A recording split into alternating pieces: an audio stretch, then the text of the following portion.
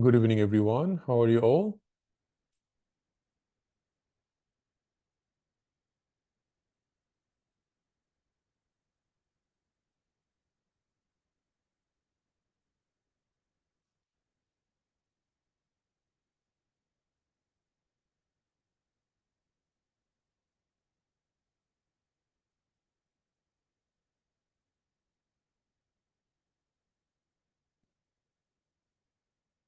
I'm good. Thank you, guys. Okay, so let's start our tonight's session. So these are your last two sessions with me, and these will be your left out topic sessions. So anything that we have left out, we will try our best to cover all of them today and also on Friday. Okay. So let's start with the CTG or cardiotocogram. So cardiotocogram, it comes in exams sometimes. It's a part of your obstetric preparation. So in obstetrics, sometimes they give you a scenario and then they give you a CTG and they ask you like what will be the next step and something like that. So you need to get a basic idea about CTG or cardiotocogram. So this is how a normal cardiotocogram will look like. And you don't need to go in too much detail about it, just a basic superficial idea. Many of you will not get it in the exam, but some of you might. Okay. So cardiotocography is kind of a like a ECG that we have done, but it's a different from ECG in a sense that it is mainly to check the uterine contraction and also to check the fetal heartbeat. So if you look over here, the bottom part is uterine contraction and this top part is fetal heart rate. And this uterine contraction in here, you can see that from here to here, there is 10 large square. So each large square is equal to 1 minute. So you need to find out that in 10 minutes, how many uterine contraction is happening. So in here, we can see that in 10 minutes from here to here, there is only 2 uterine contractions happening. You can also find out that what is the intensity of the contraction. In here is 40, 60. It's the intensity of the contraction. So you can see it is a 40 millimeter of mercury intensity contraction. Okay, so these are the two main idea that you can get from here.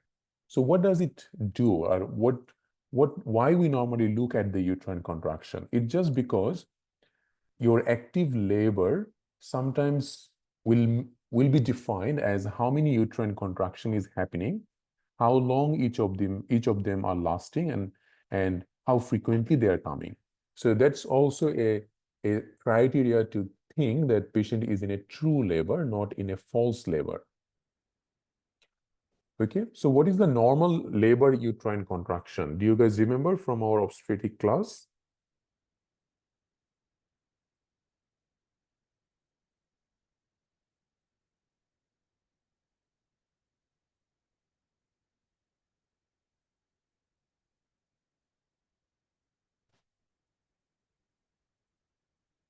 Yeah, so true labor means that the contraction might not even last for 30 to 60 seconds. So contraction will last for 30 seconds or up to 60 seconds. And then the patient will, and the contraction will come every 5 minutes. Okay, so something like that, that will be the true labor.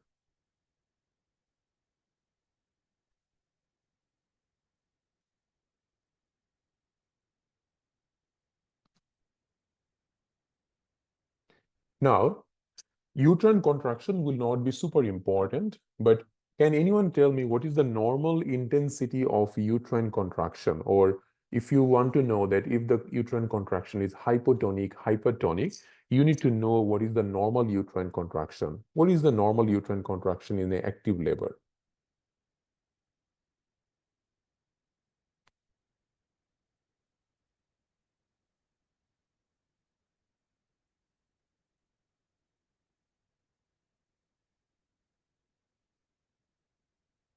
No one?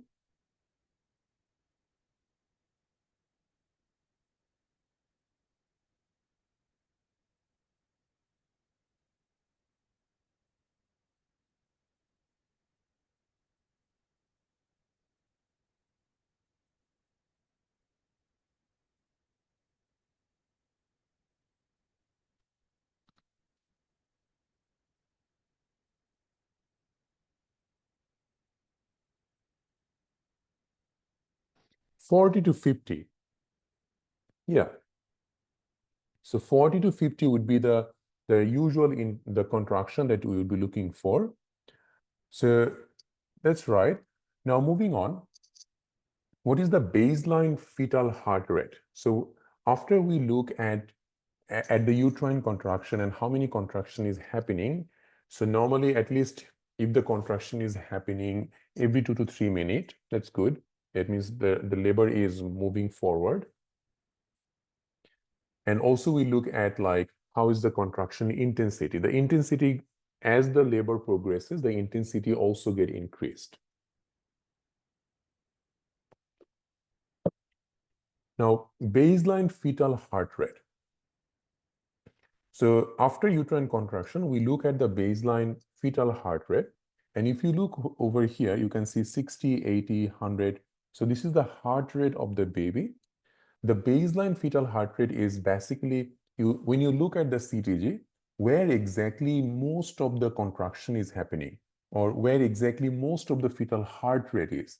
If you look over here, this is where most of the fetal heart rate is, right? So 120 will be the baseline fetal heart rate in this patient, okay?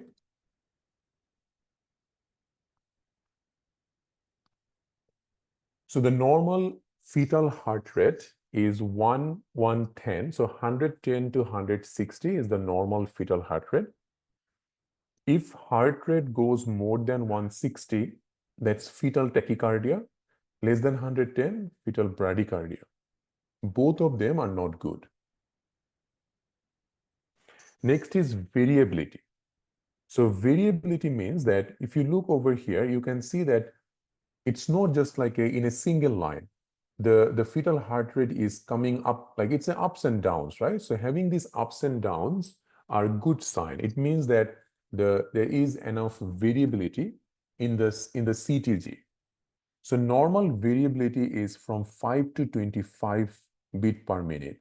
Now in your exam, you don't need to actually measure that. So it's not really important to measure the variability, how much variability it is. They don't ask something like that.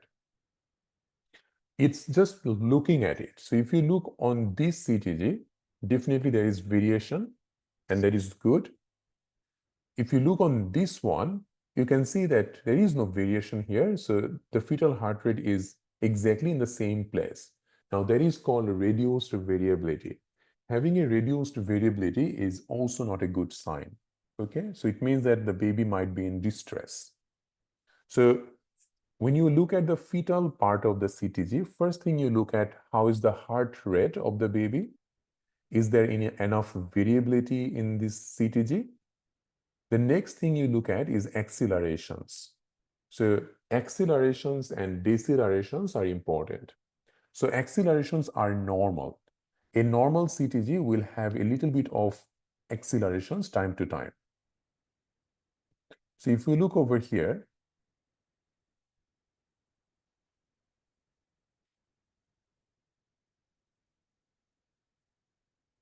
so accelerations are abrupt increase in the baseline fetal heart rate greater than 15 beat per minute and lasting for at least 15 seconds. So acceleration is sudden abrupt increase of fetal heart rate. Such as if you look over here, this one, this one, this one, these are abrupt increase of the fetal heart rate from the baseline. So baseline is 120. If it goes more than 15 beat per minute, so you can see this one is 150, right? So from 120, the heart rate jumped to 150. So that means 30. So that fulfills the criteria of greater than 15 beat per minute and lasting for at least 15 seconds. So this one in here, you can definitely say that this is more than 15 seconds because if one largest square is 1 minute, right? So this is definitely more than 15 seconds anyway. So the main thing that you look at, that if there is an abrupt increase of the fetal heart rate from the baseline, at least more than 15 beat per minute. Okay. So that's acceleration. Having acceleration is a good sign. It means that the baby is in a good environment. There is no fetal distress. whereas having decelerations are not a good sign.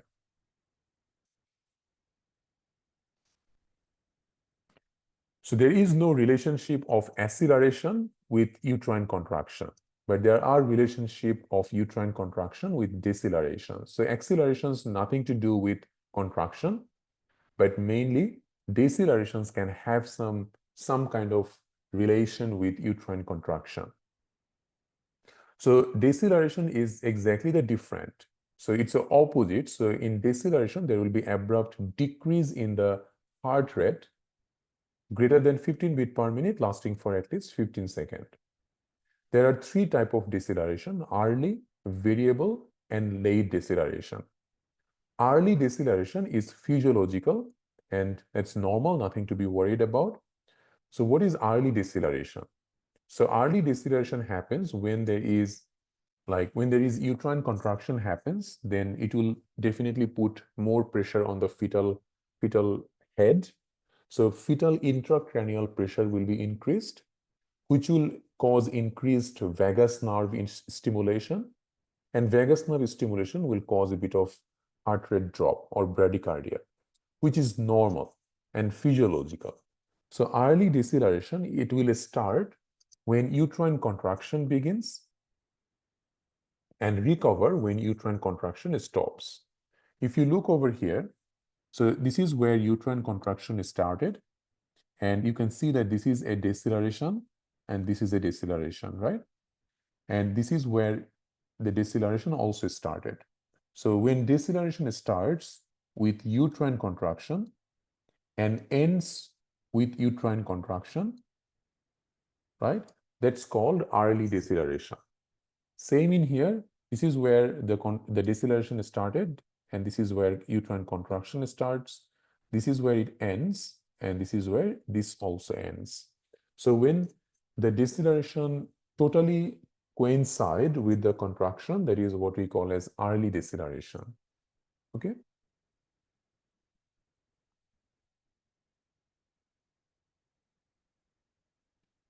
Variable deceleration. Variable deceleration doesn't actually follow the contraction. It can happen with or without contraction. So if you look over here, this is where a deceleration is. This is where another deceleration, but it has no relationship with the contraction.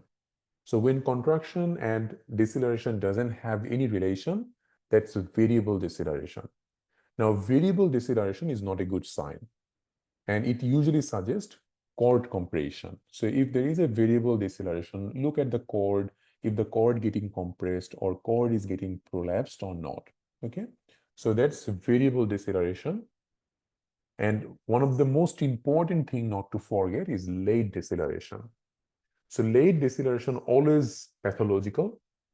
It starts at the peak of the contraction and recover after contraction ends. So let's have a look. So this is the peak of uterine contraction. And at the peak of uterine contraction, late deceleration will start, right?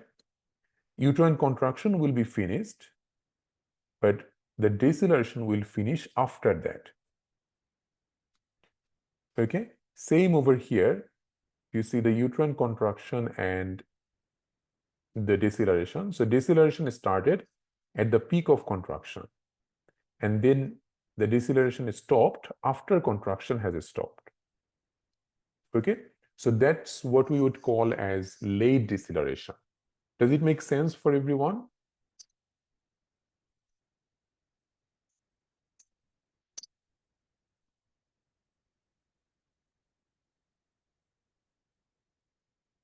Yeah, good. So late deceleration is pathognomic, and it suggests there is possibility of a fetal distress. And when you suspect fetal distress, the next thing you would do is to do a fetal scalp blood sampling for pH. So you'll take a blood sample from the fetal scalp and send it for pH. If the pH comes acidotic, it suggests fetal distress, and a need for emergency cesarean section is also will be the most important management in this case. So if there is a late deceleration, you would Your next step is a fetal scalp blood sampling for pH or lactic acid. If pH is acidotic or lactic acidosis is there, then that will require emergency cesarean section. So you can see another late deceleration over here as well.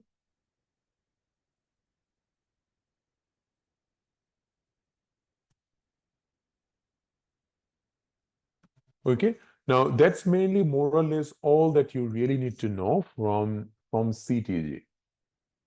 So the basic things are, do you understand what is fetal bradycardia and fetal tachycardia? Do you understand what is variability? Do you understand how to check the uterine contraction?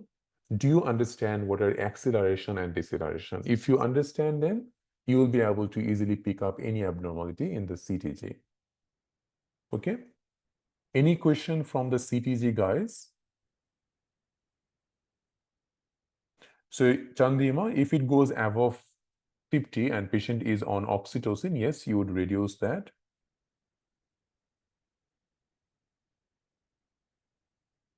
Variable deceleration means there is no relationship. So you can see that variable deceleration can happen without any relationship between the uterine contraction. And it suggests cord compression. Yes, we should go for fetal scalp blood sampling always when there is a late deceleration, most of the time. Because just because a late deceleration is there doesn't mean you will take the child to the emergency C-section. Okay, so you have to confirm it by doing the pH. Fetal scalp sampling in just late deceleration, not in other decelerations. If it is a variable one, you would check the fetal if the cord is getting prolapsed or compressed.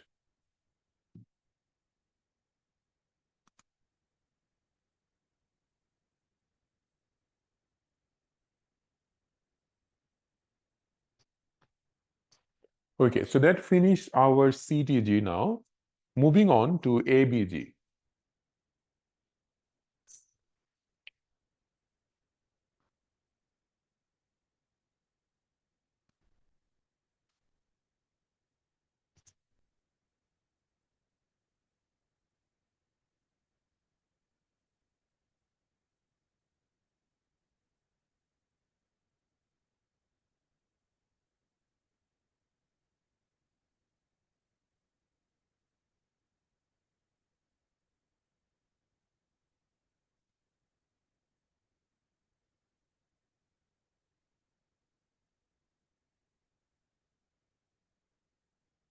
About the uterine contraction, Dr. Ume, we discussed about the normal uterine contraction in our obstetric class. So there is a obstetrics class, the labor class that we have discussed, and you can also go through the Kaplan step to CK for that. But ideally, every stage has different kind of intensity. So in the first stage of labor, contraction will be up to 50. Like the intensity will be up to 50. In the second stage, it can even go up to 100. At the same time, the frequency of contraction will be 3 to 5 per 10 minute in the initial stage. Okay, so normally if you think that up to 50 intensity in the first stage of labor and 3 to 5 contraction in 10 minutes in the first stage of labor. Okay, so you can remember in that way. You need to, so if there is it depends, because remember how we decided about like hypotonic, hypertonic. So if a patient is on oxytocin, and if you check the contraction in the first stage of labor, contraction intensity is 100. Definitely it is hypertonic. Then you need to stop the oxytocin. So yes, we check the intensity of the contraction. We check how frequently it is happening, because that's how we find out if it is a normal or abnormal labor. So CTG is just utilizing your labor knowledge to find out what is abnormal. Okay. Now, I can't discuss the full labor today because that has been discussed.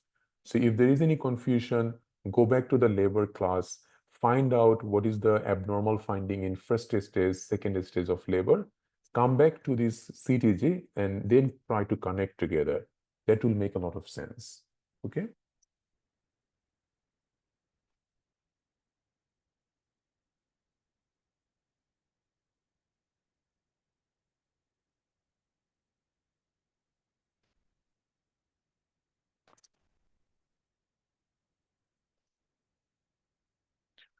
Knee and ankle, I don't know if we would be able to do that. So Dr. Sana, that if we can't, then it will be a video recorded session that will be provided. Okay. So knee and ankle, it will take a lot of time, which is not the ideal. Most of the time, we just ask you to go through the recorded class. And it is not the most important topic to discuss in the left out topics. So the left out topics will be decided by me mainly, like what are very, very important that you shouldn't miss. And if after that, if there is anything left, then I will go with your idea. Okay, so try, let me finish what I want to finish, and then I will listen to what you guys want me to finish. Okay, because I know much better that what's coming in the exam and what is very important.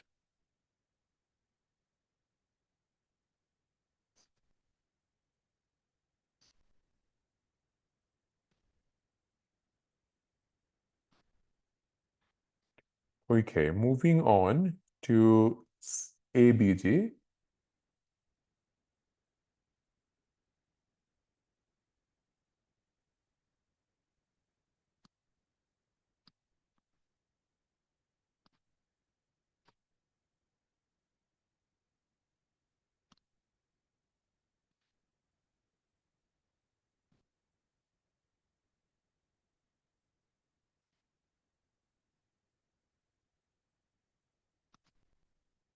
Just give me a moment.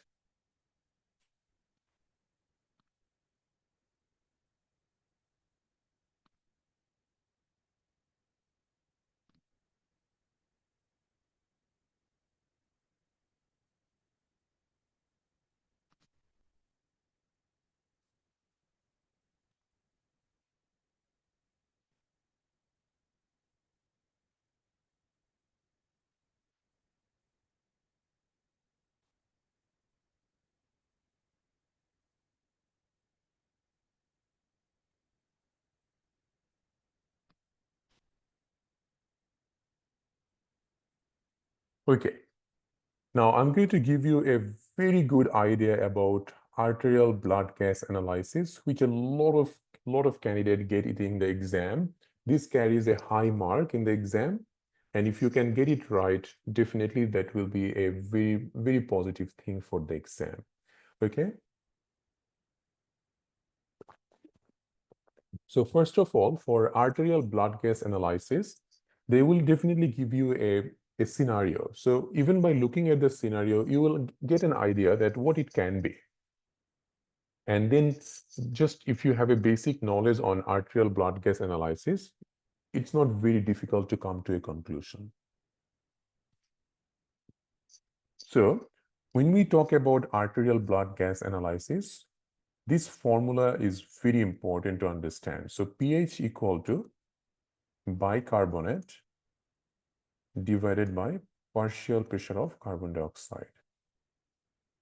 So remember this formula because that's what's going to really help. So first of all, you need to also know that what are the normal finding for this thing, because normal usually are not given in the exam. So pH equal, normal pH is 7.35 to 7.45. Partial pressure of carbon dioxide, normal is 35 to 45. And bicarbonate, 12 to 16. Some people go up to 18, but that's also fine.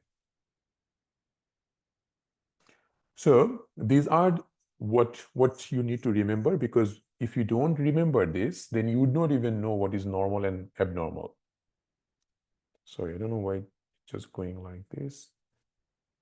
Okay. Now, once we know the normal value, first of all, always remember in a ratio, when this is numerator and this is denominator, in a ratio, when the numerator decreases, the full ratio decreases. In the same way, if numerator increases, the whole ratio also will increase.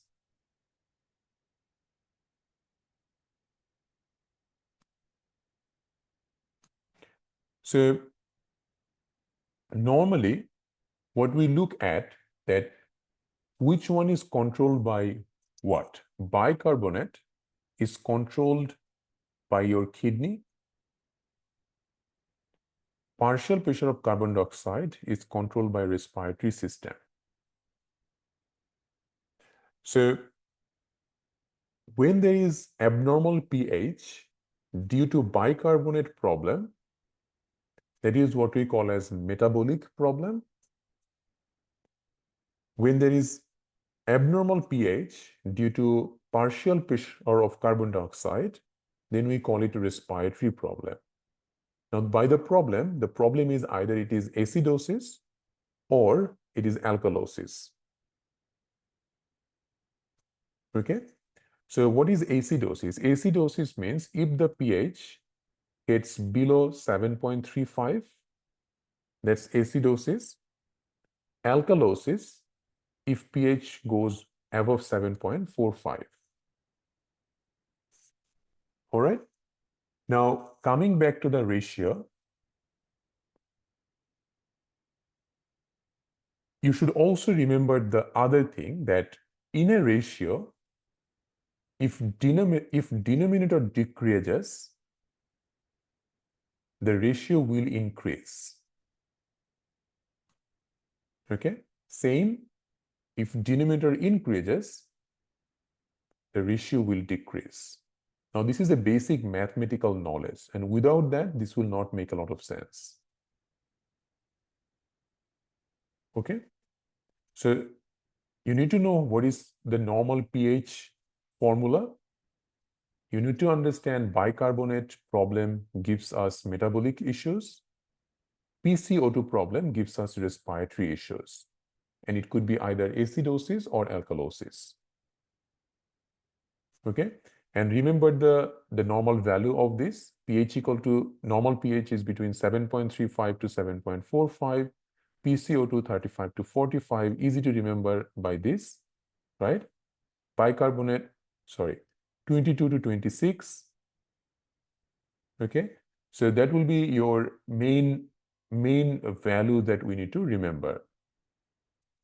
Now, if we look over here, that first of all, let me just give you one thing. So pH equal to bicarbonate PCO2. Let's say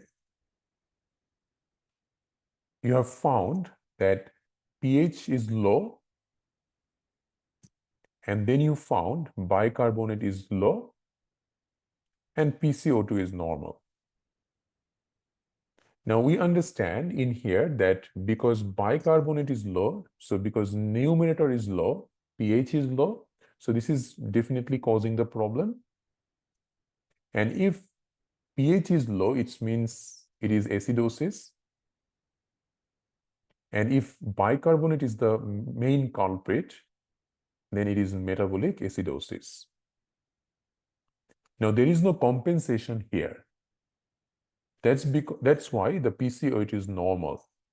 So the compensation part is the main complicated one in the exam.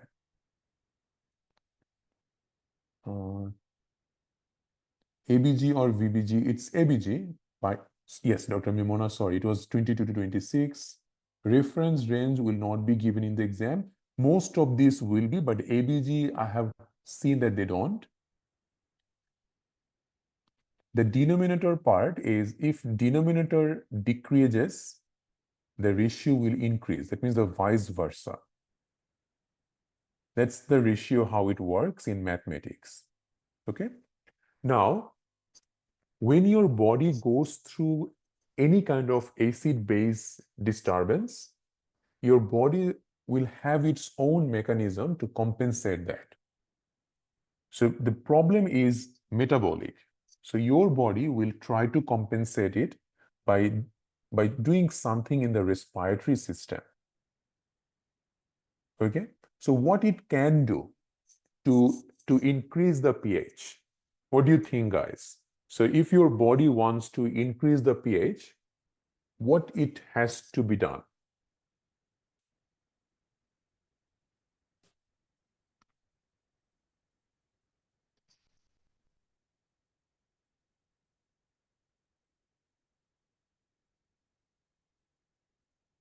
So if your body wants to increase the pH, right, your body needs to lower down the PCO2, right? And that's the only way your body can compensate. That means if your body starts you to do hyperventilation, then you will lose more and more carbon dioxide.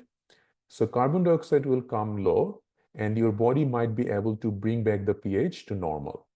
And when your body do that, that's the time it becomes respiratory compensation.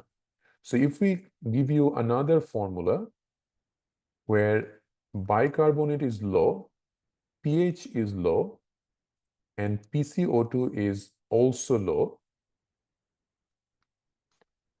what would you tell it? Now you might think that both is low. Why we are thinking that it is bicarbonate the culprit? Why it is metabolic? Why it is not respiratory acidosis? Because if it was respiratory acidosis, then because PCO2 is low, ideally the pH should be high, right? But pH is low in here. That means it is not the respiratory problem causing the acidosis. It is the bicarbonate which is causing the problem. Okay? So this is metabolic acidosis with your body trying to compensate. So it will be respiratory compensation. Okay? So the name of this acid-base disturbance is metabolic acidosis because bicarbonate is the culprit. And then your body is trying to compensate it by reducing the PCO2. So that's why it is respiratory compensation. Does it make sense, guys? Because if you understand this, you understand ABG.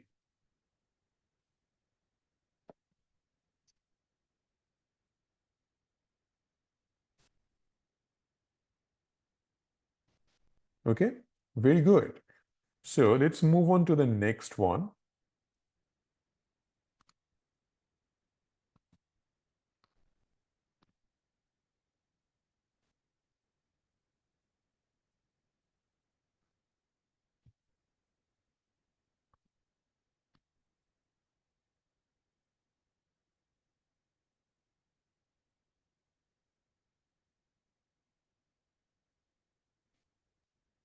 Let's say this is the pH, that's bicarbonate. This is PCO2. pH is high. pH high means we already know it is alkalosis. Our question is it metabolic alkalosis or respiratory alkalosis?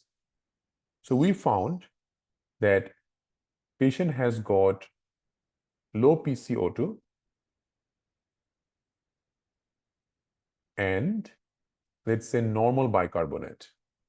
Now this is easy because we already know that PCO2 is the culprit causing the high pH. So that means it is respiratory alkalosis. Now everyone gets this, but in exam, they don't like usually come this easy. So they usually give you the compensation one. So pH is high.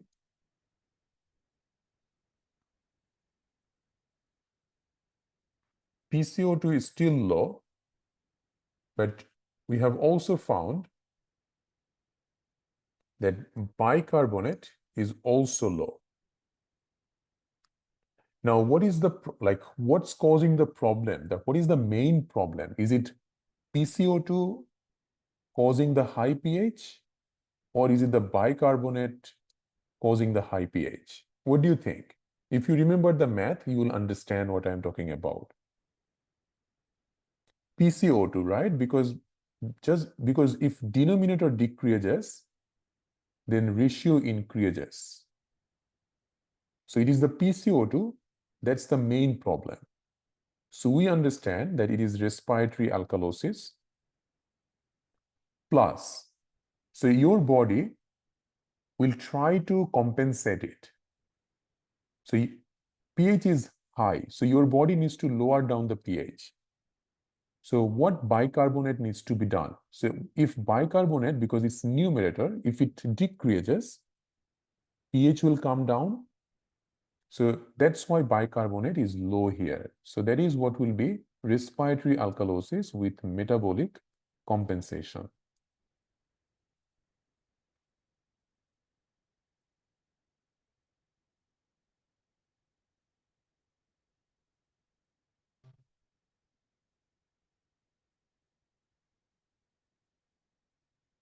Okay?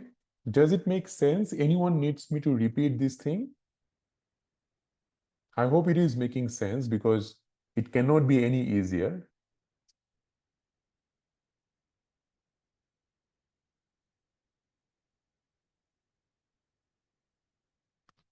Let's see what if bicarbonate is high. So pH, bicarbonate, PCO2. So pH high, bicarbonate high.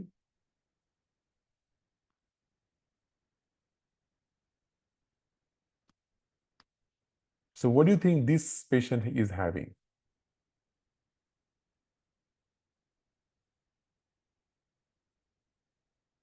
Now, if you look at here,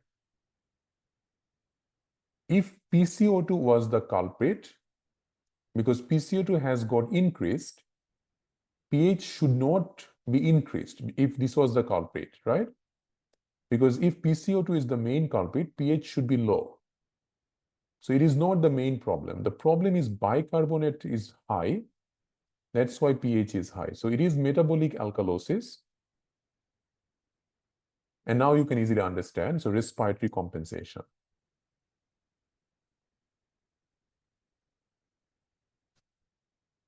Okay.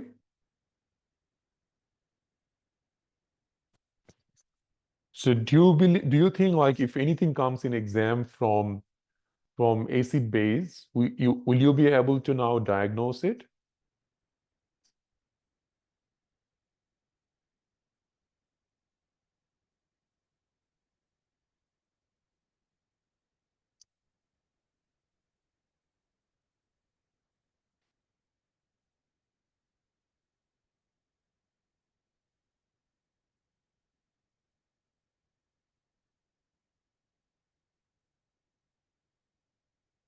Ideally, yes, I would definitely say that remember some of the important causes of these main things. So re, uh, if you go to Google, you should be easily able to find out some of the main causes. So you can read like what are the main causes of metabolic acidosis, main causes of alkalosis. So just get the common diseases. So five common diseases. If you remember, that will make it easier in the exam.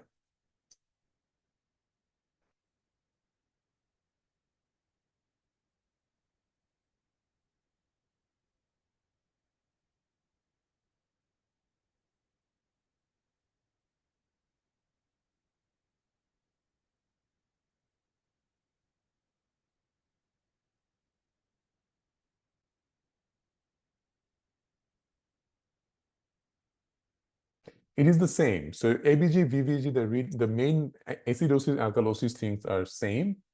It's like VBG means you're taking blood from the vein. ABG means you're taking blood from the artery.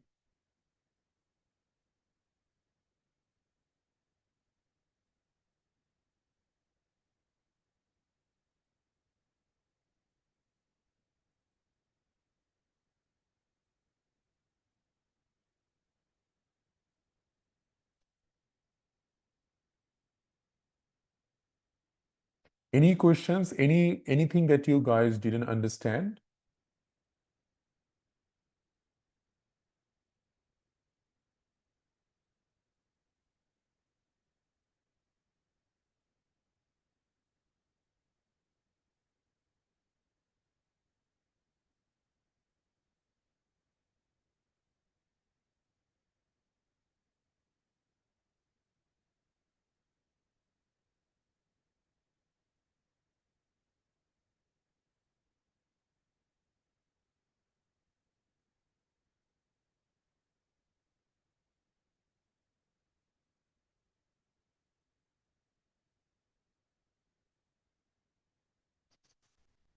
Okay, if we want to talk about compensation, let's go with another one.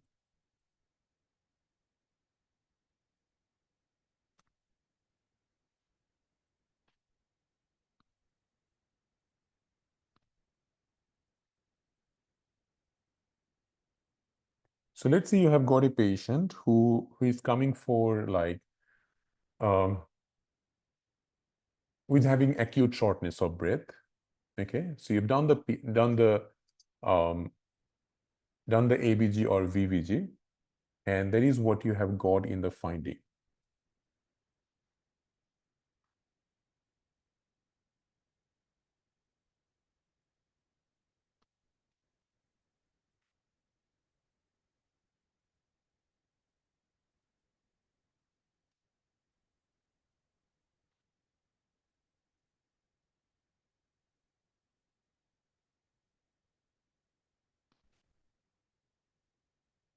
So what do you think this patient has got?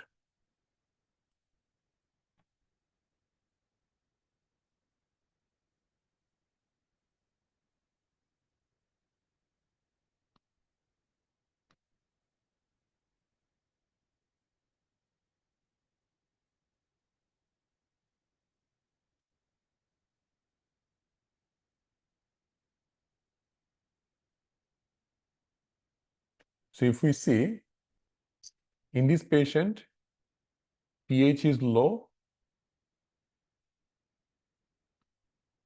bicarbonate 15, so that's low, PCO2 50, that's high.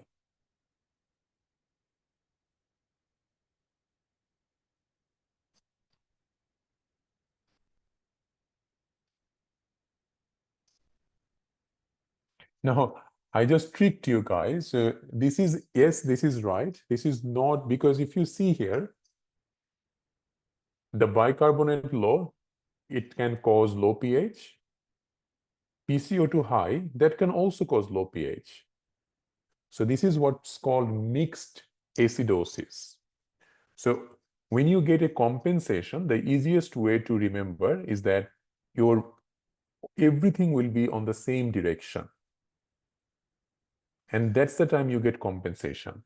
So the easiest way to remember that when everything is on the same direction, low, low, low, or high, high, high, that's compensatory one. But when these are in opposite direction, that's mixed. Okay? Now, if it was like pH low, bicarbonate low, and PCO2 is also low, then you can think that, well, this is the bicarbonate is low, pH low. So we know that if the numerator decreases, the pH decreases. So that's most likely what's causing the problem. So it is a metabolic acidosis. And we can see here PCO2 is low. So low PCO2 is trying to increase the pH. So this is the respiratory compensation. Mixed means it has both respiratory and metabolic component in it. It doesn't come in exam that much. All I want you to understand is to know that when to think of mixed.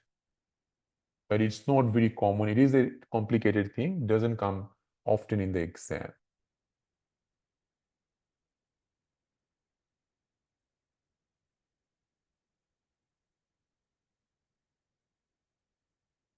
Dr. Asfa, what do you mean by normal pH? Normal pH means it doesn't have any acid-base disturbance, right?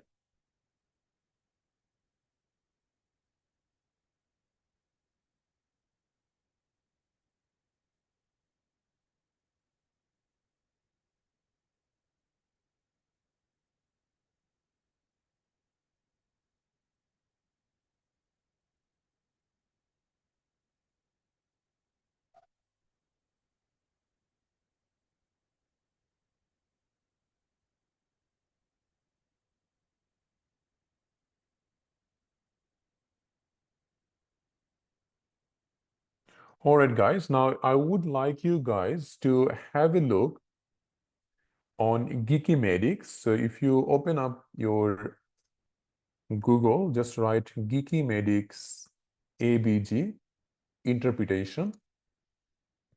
So Geekymedics has a good discussion about ABG also. So if you want to go in a little bit more detail, there are some examples given in here, okay, about the compensation and everything, the mixed as well. And they have also given some of the common causes, which is important for you. So go through this guideline, and that will be more than enough for your ABG preparation, okay?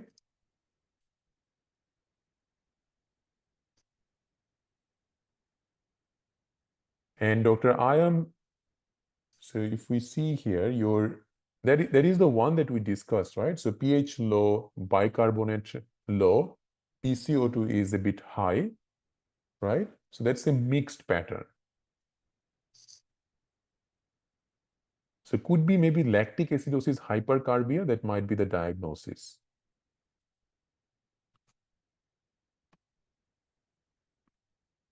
Okay, moving on to the next topic.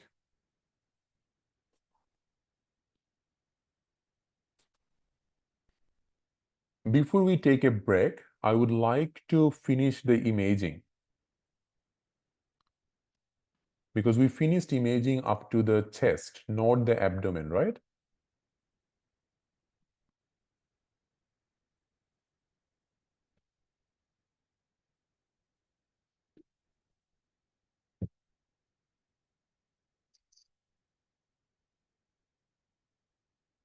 All right, so I hope you guys remember the CT scan basics, because that will be important.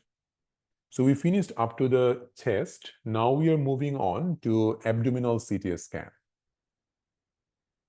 So abdomen has got a lot of structures, but not everything is important for your exam preparation.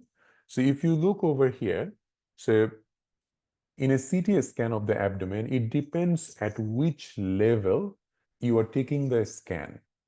So not everything will be visible in one slice. So in one slice, you might be able to see liver. Next slide, you might not be able to see liver. You might be able to see the kidney better. So it depends. If you look on this CT scan, it's mainly on the upper part of the abdomen. So on the right-hand side, the big one that you see is the liver. You can see the gallbladder over here. You can see the pancreas. And is this spleen or kidney?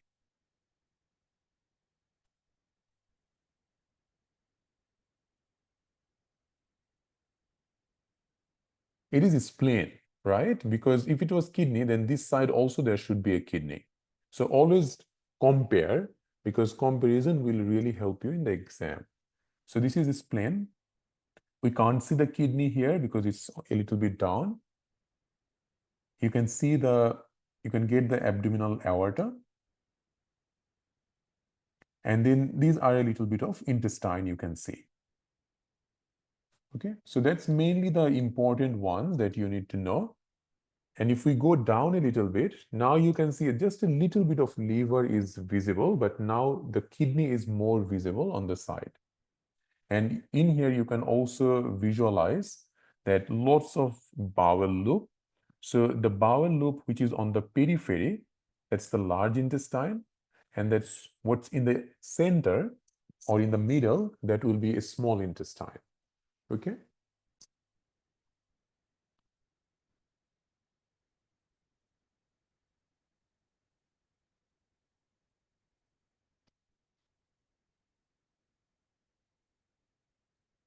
In here, we can see a little bit better that what's large and small intestine. So on the periphery, that's the colon or large intestine. And in the middle, you can see the small intestine.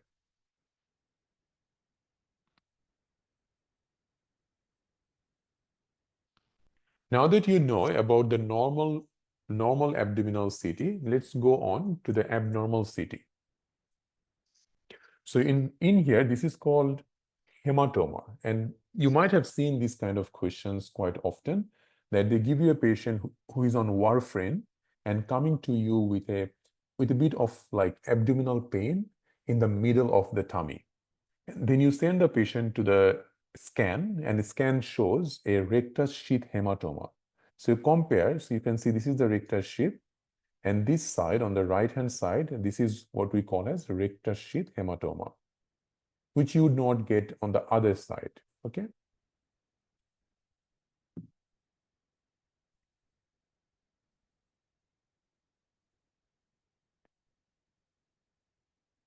You can also see this side has got the hematoma over there. So history is very important because you are not supposed to be a radiologist for this exam.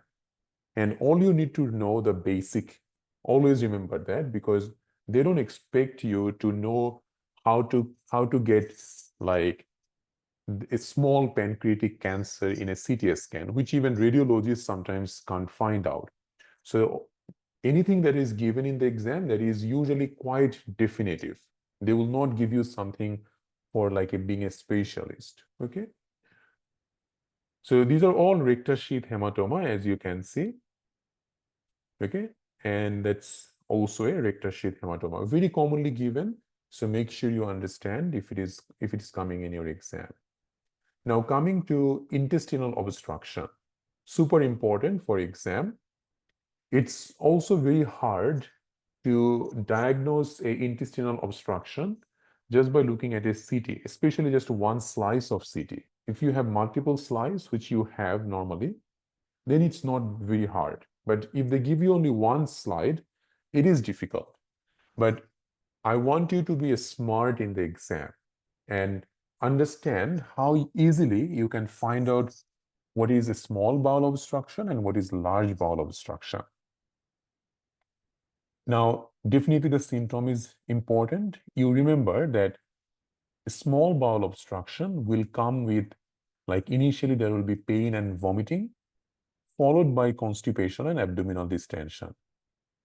Whereas large bowel obstruction will have constipation and distension first, and at the end, pain and vomiting.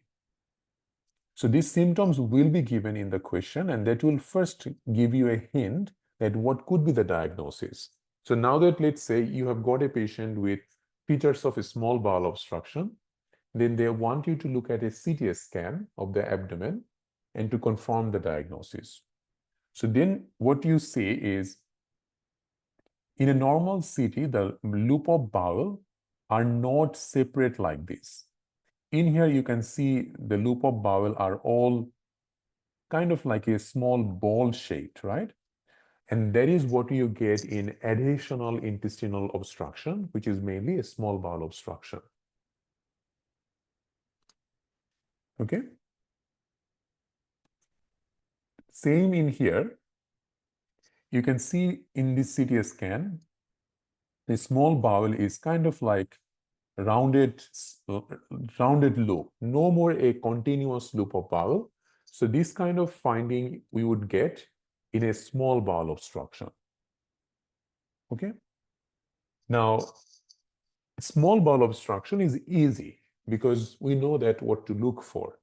But diagnosing a large bowel obstruction in a CAT scan or CT scan is one of the hardest one. Because 75% cases, the large bowel obstruction happens due to a cancer. And you can't usually see a cancer which is in the lumen just by doing a CT scan. If it is not too big, it is not very commonly found in a CT scan because you need to do a colonoscopy to diagnose this. So it is hard. So in this case, you need to be a little bit smart. The thing you need to see that if there is a features of large bowel obstruction and you can't see any of the small bowel obstruction additional features like this, you know that this is large bowel obstruction they're talking about. And you know that 70% cases it is a cancer. So if you can't find out the cancer, then just click sigmoid cancer or colon cancer as your diagnosis. Okay? Because in here, there is cancer. So this is where the cancer is basically, but as I see that I am also not a radiologist, it is also difficult for me to even understand it is a cancer. So for someone who doesn't have that kind of a specialist knowledge on a radiology, it is going to be very difficult to find out. Even sometimes radiologists will miss this. Okay? So they don't expect you to also diagnose this in the exam. But the thing is that being smart is important in exam. So if they have given you features of large bowel obstruction, and then also if you see on the CT scan, there is no features of a small bowel obstruction, then definitely it is large bowel. And we know that 70% cases, it is cancer. What is the other common cause? Sigmoid or cecal volvulus. They don't give a CT of volvulus because volvulus is very easily diagnosed in an X-ray. Okay, so it is also unusual to give you a CT scan of sigmoid volvulus because usually X-ray is more than enough to diagnose that. Okay, so think in that way in the exam, it will be easier. But if you look on this one, if this patient has features of large bowel obstruction, you can easily understand that there is definitely a block here. After that, you can't see anything. So that's cecal cancer. Okay. But again, if you're not sure, you can easily come to a conclusion just by the things that I have mentioned. Sometimes, along with the CT scan, if you have done a X-ray, you know how to diagnose small and large bowel obstruction. We discussed that in the class. If you get a colon cutoff sign, that's also one of the very important finding to think of a obstruction by a cancer. So you can see here that's a transverse colon. After this transverse colon, there is no gas shadow. So that means there must be some kind of obstructing lesion here. That's why the gas is not passing after that. So this is also a possibility that it could be a cancer, especially a sigmoid or descending colon cancer. Okay. Same in here, you can see the cutoff sign, and this patient also having features of large bowel obstruction. So how we know? Because you can see the haustral folds, see here. So these are large bowel obstruction, possibly due to a mechanical obstruction, and possibly it is a cancer.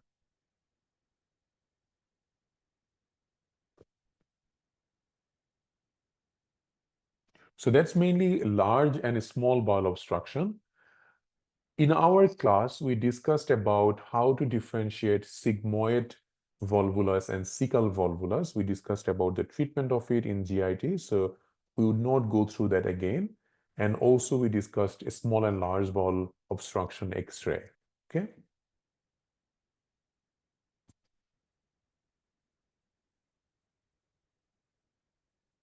The cecal cancer usually will look like this. So that's also easy to remember.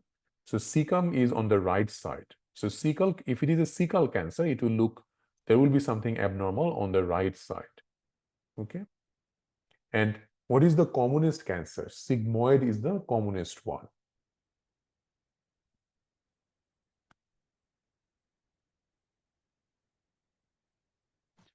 Moving on to CA pancreas. CA pancreas, again, it is difficult. So if they are giving you a CT scan of CA pancreas, they would give you something which is easily visible. So it will be like this. So if you look over here, so you can easily find out from here that where is the problem. Okay. So you can see here that that's the liver. Okay. And then you can see over here, that's the pancreas. And what you see here is a kind of a irregular shaped mass. And if you see that, then that's a very definitive possibility that it is a head of the pancreas cancer. So normally, if they're going to give you a pancreatic cancer, it should be something really, really visible and definitive like this. Okay? Then there is diverticulosis and diverticulitis. So sigmoid diverticulosis, sigmoid diverticulitis is important. And I hope you remember how diverticulosis patient presents. So diverticulosis patient will mainly have long-term constipation. They can have left iliac fossa pain, but they would not have any kind of fever, vomiting, no systemic signs. When there is systemic sign, it becomes diverticulitis. So again, it is difficult to differentiate diverticulosis and colitis by a CT. Radiologists are the one who can differentiate. But for you in the exam, look for those signs. If there is a systemic sign there, then it is definitely diverticulitis. How we know if there is diverticulosis at least? So if you look over here, that's the colon. And these finger-like projections that we see here, that's diverticuli. Okay, so that's how we know that it is most likely diverticulosis.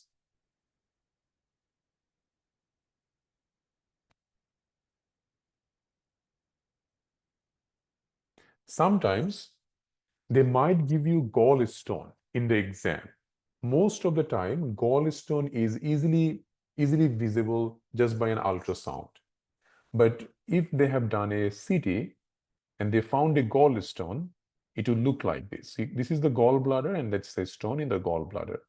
Okay.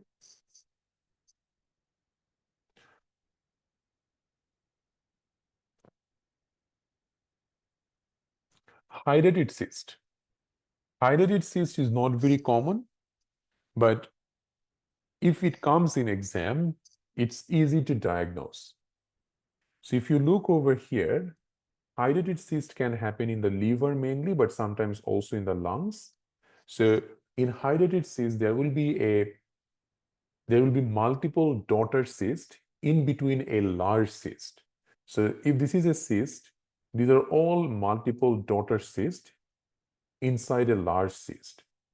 Okay, so that's hydatid cyst. But the best way to diagnose a hydatid cyst is like, let's see if we have got the picture. Nope. There was a good picture to show you.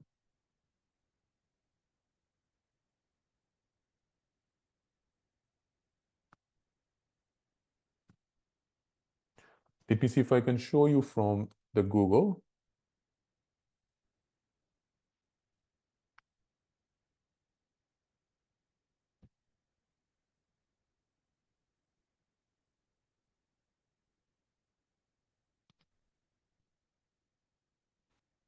If you look over here, that's the lung.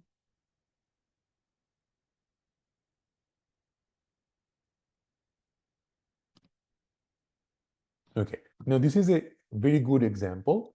So if you see here, this is a large cyst, right? And in between the large cysts, there is lots of septations or division, and these are all daughter cysts in between. So if you get a large cyst and there you get a lot of septations like this, then you can think of hydatid cyst. Not very commonly asked in the exam anyway.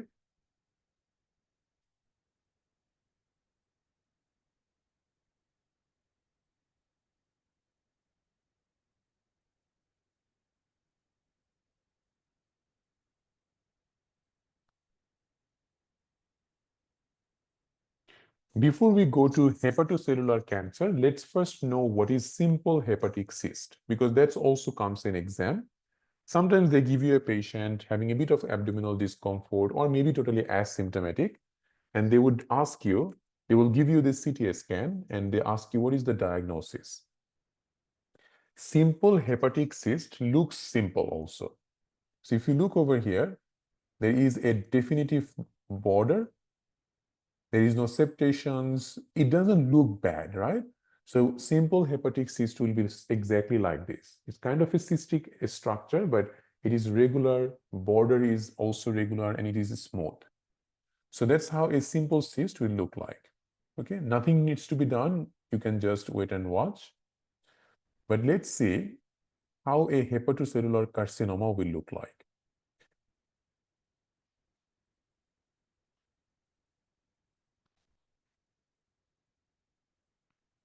If you look over here, this is the liver, and just by looking at it, you know that there is something wrong. How? Because you can see here, this is a irregular mass, and there's a lot of things going on in here.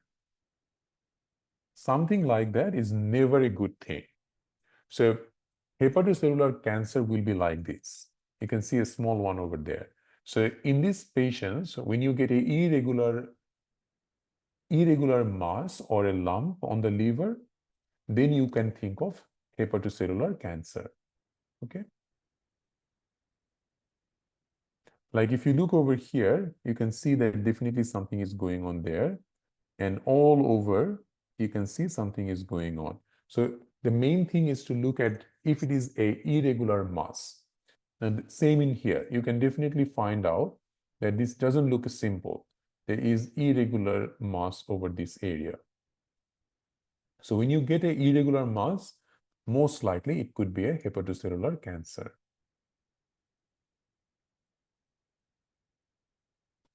What is this? This is what we call as metastatic hepatic carcinoma. Whereas if it is a primary hepatocellular cancer, you might just get one irregular mass. If it is multiple one, like this, then you would think of likelihood of a hepatocellular carcinoma, but it is a metastatic liver carcinoma. What is the commonest site of primary tumor of metastatic liver cancer, guys?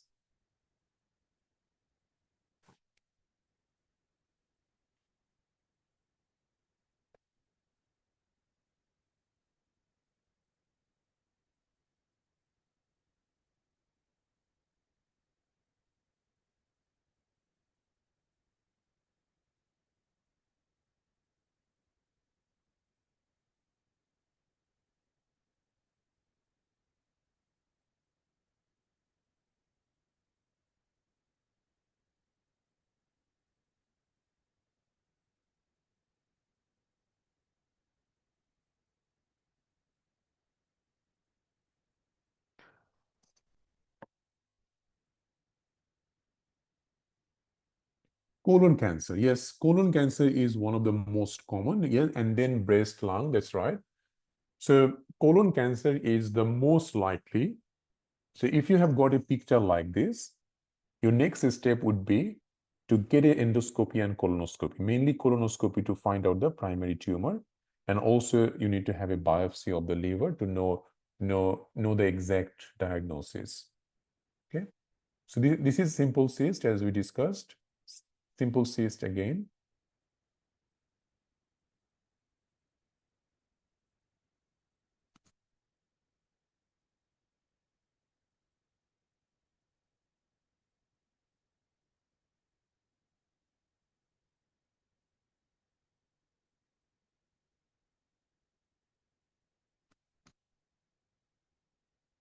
Now there is a condition called polycystic kidney disease.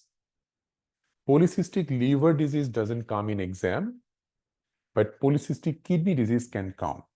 Oh, this was the one I was actually going to show you. So that's that hydatid cyst. You can see a mother cyst with lots of daughter cyst. Okay.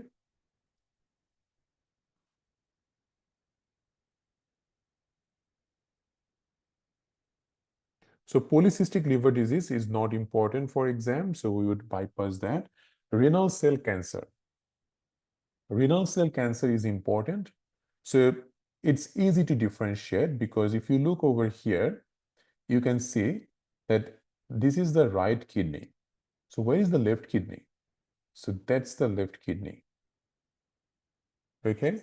So this is what you can find out in a hepatocellular carcinoma.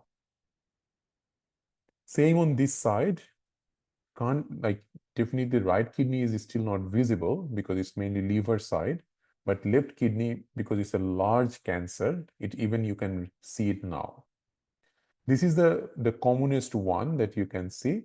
So you can see the right kidney, the left kidney, that's how the big is the cancer. Okay.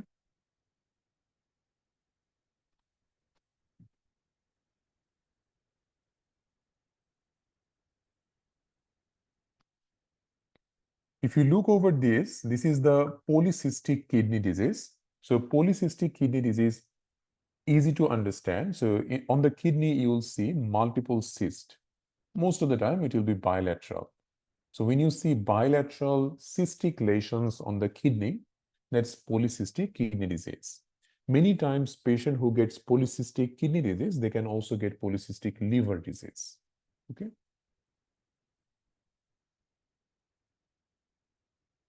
So that's also PCKD.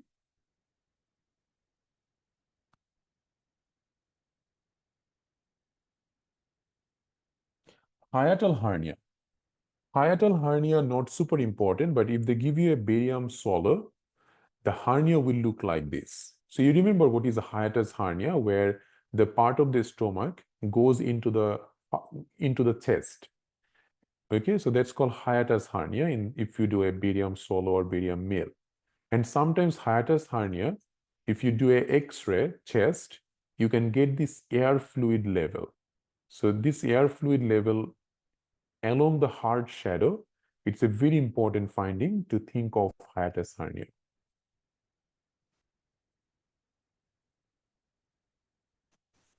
Okay, moving on to CT scan of the brain.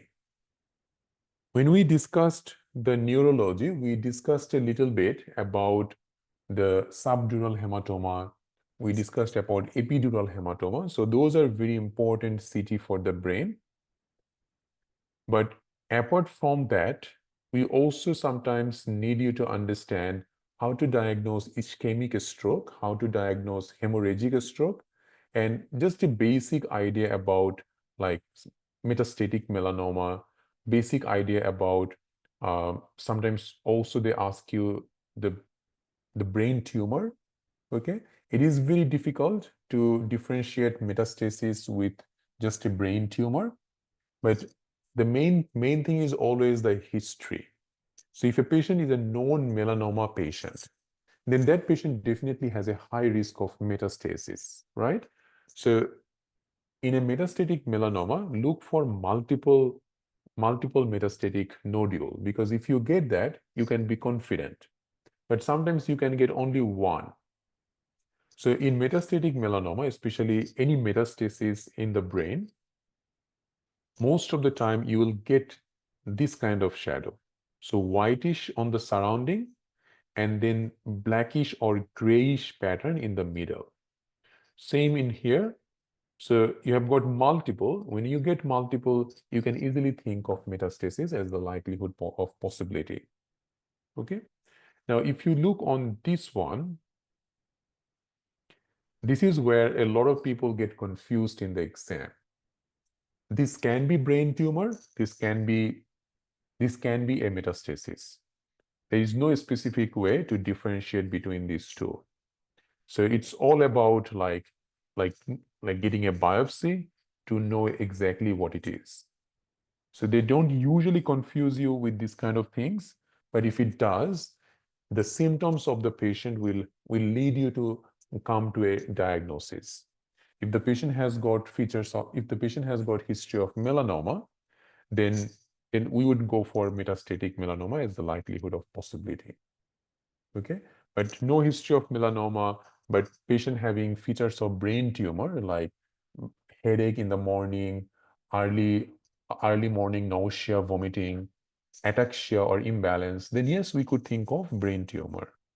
Okay, but mainly you can see the irregular shape, and on the surrounding you can see there's a bit of edema, and that's causing the black part, and then in the middle there is white. So this black and white, you don't get it anywhere else except except the tumor, either metastasis or a primary one.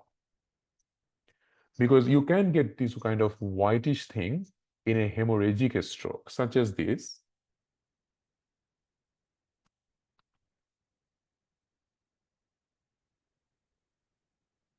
So hemorrhagic stroke means there is blood in the intracranial region.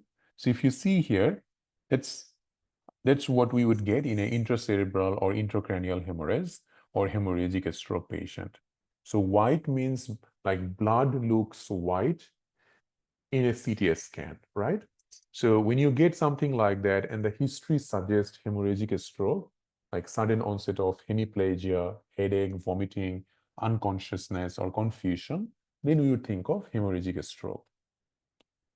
So how we get ischemic stroke? Because of ischemia, there will be necrosis, and necrosed tissue will look more black in comparison to the surrounding brain. So you can easily see here.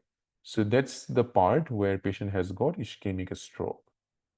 Okay, so ischemic stroke will look black, hemorrhagic stroke will look white on a CT.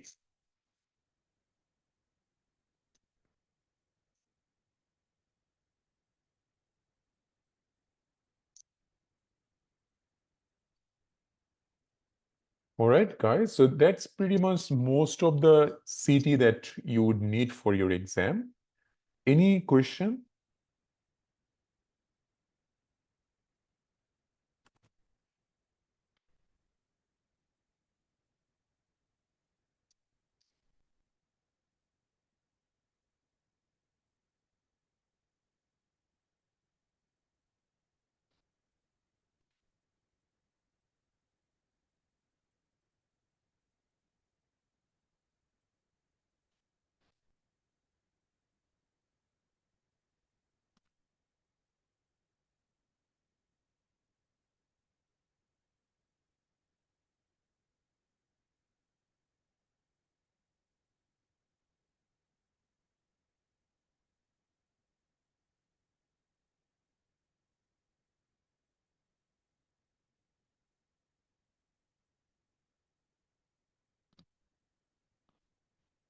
Okay, now hepatic hemangioma is difficult to diagnose just by a CT. So because hemangioma means there has to be some blood in that lump or mass, so they usually ask you to do an ultrasound to confirm it. So that will not be needed for the exam. This file is available in the portal. That's right, Dr. Mitra. Liver adenoma, not important. Stroke will be discussed.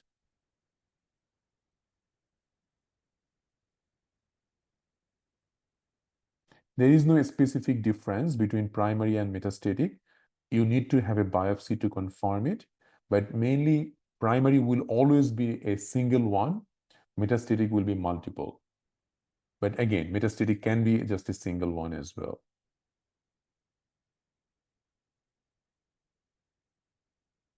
The polycystic, so cyst will look kind of a more blackish, very black. And history is also important, Ahmad.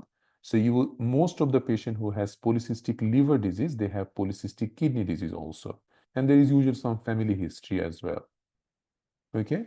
Whereas metastatic liver, it looks more kind of like a grayish pattern. Sometimes goes very closely with the liver, the liver structure. So it's not that black like a cystic lesion that we see in polycystic or polycystic liver or kidney disease. And always, definitely the history guides us. They never give us just a CT scan of an unknown patient. The history will always guide us to think of what could be the likelihood of possibility. Okay, let me take a 5-minute break. As for, yes, pseudocyst is important. I will discuss that after the break. Okay. All right. Thank you, guys.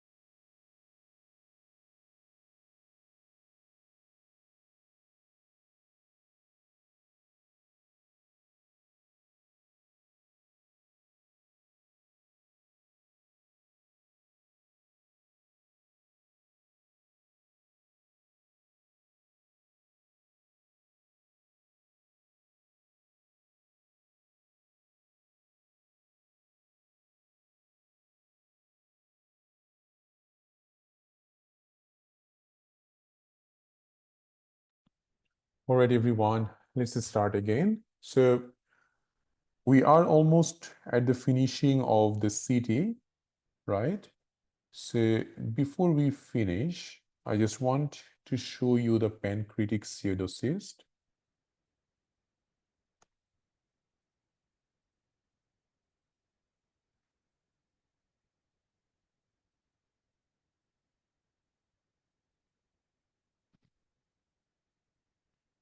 So pancreatic pseudocyst is a complication of pancreatitis. Can be a complication of acute pancreatitis or chronic pancreatitis. So it's usually a very big cyst in the middle of the scan. So if you see that this is the liver and these are some of the loop of bowel, that's the kidneys. In the middle, that's how a pseudocyst will look like. Okay. So like this. So when you get a pseudocyst, most of the time there will be a history that patient had a acute pancreatitis a couple of weeks ago. Now patient having persistent pain, nausea, abdominal tenderness, and then you do a scan and you found that there is a pseudocyst forming. So what is the usual treatment for pseudocyst? So ideally you wait for 6 weeks for the pseudocyst to resolve, because most of the time pseudocyst will not cause any problem. It will be totally asymptomatic. So normally we say if after 6 weeks, still patient is symptomatic, still the size of the cyst is more than 6 centimeter, then that will need a drainage. So there you can do a endoscopic drainage, percutaneous drainage, any of this is fine, but ideally you should wait for 6 weeks. But if it is a severe pain, patient having features of peritonitis, then definitely you would not wait. You need to go for urgent operation. But in other way, 6 weeks of conservative treatment, analgesics, anti-emetic, low-fat diet, that will be the treatment. Okay. There is a good discussion about pancreatic pseudocyst in, let me show you.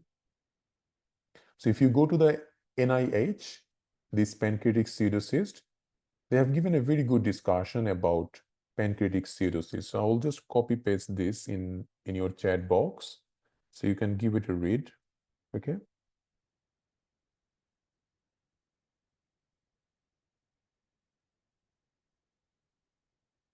And Dr. Ulme, about that recurrent nephrotic syndrome unresponsive to steroid, having hypertension, hematuria, that's focal segmental glomerulosclerosis, FSGS. That's usually the condition which presents as nephrotic syndrome, but eventually like they presents like a nephritic syndrome, and it will not respond to a steroid.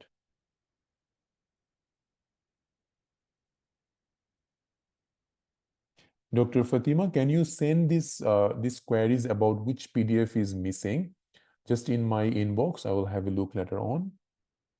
Endoscopic is best. So if you look over here, so they have given option of both percutaneous and endoscopic, but endoscopic is the preferred because it is less invasive. Okay, moving on to prostate related questions.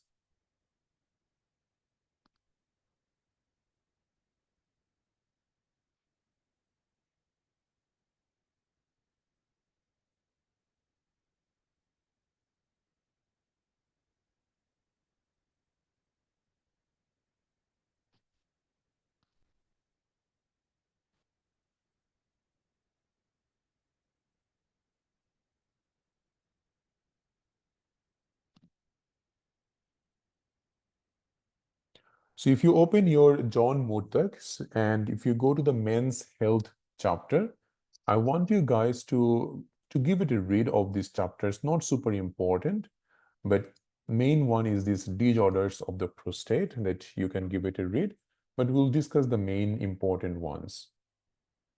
Read about prostatitis by yourself, but main thing that I want to discuss is prostate cancer. About the LUTS, so some of the patient can have just a benign prostatic enlargement, and those patients has features of LUTS.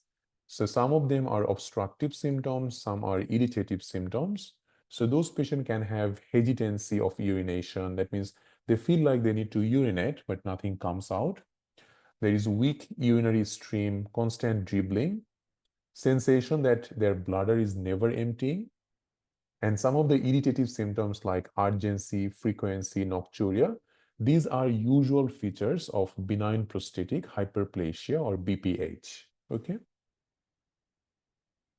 Now, many patients who has benign prostatic enlargement, they can present you with acute bladder obstruction or features of acute urinary retention. So one of the most important thing that we should check if a patient comes with acute urinary retention is that if they have a very severely enlarged prostate. Okay.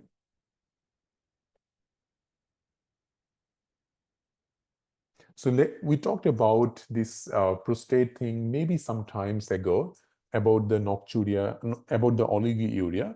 But coming back, if a patient has got urinary retention, the first thing that we do is that we can confirm by doing a bedside ultrasound.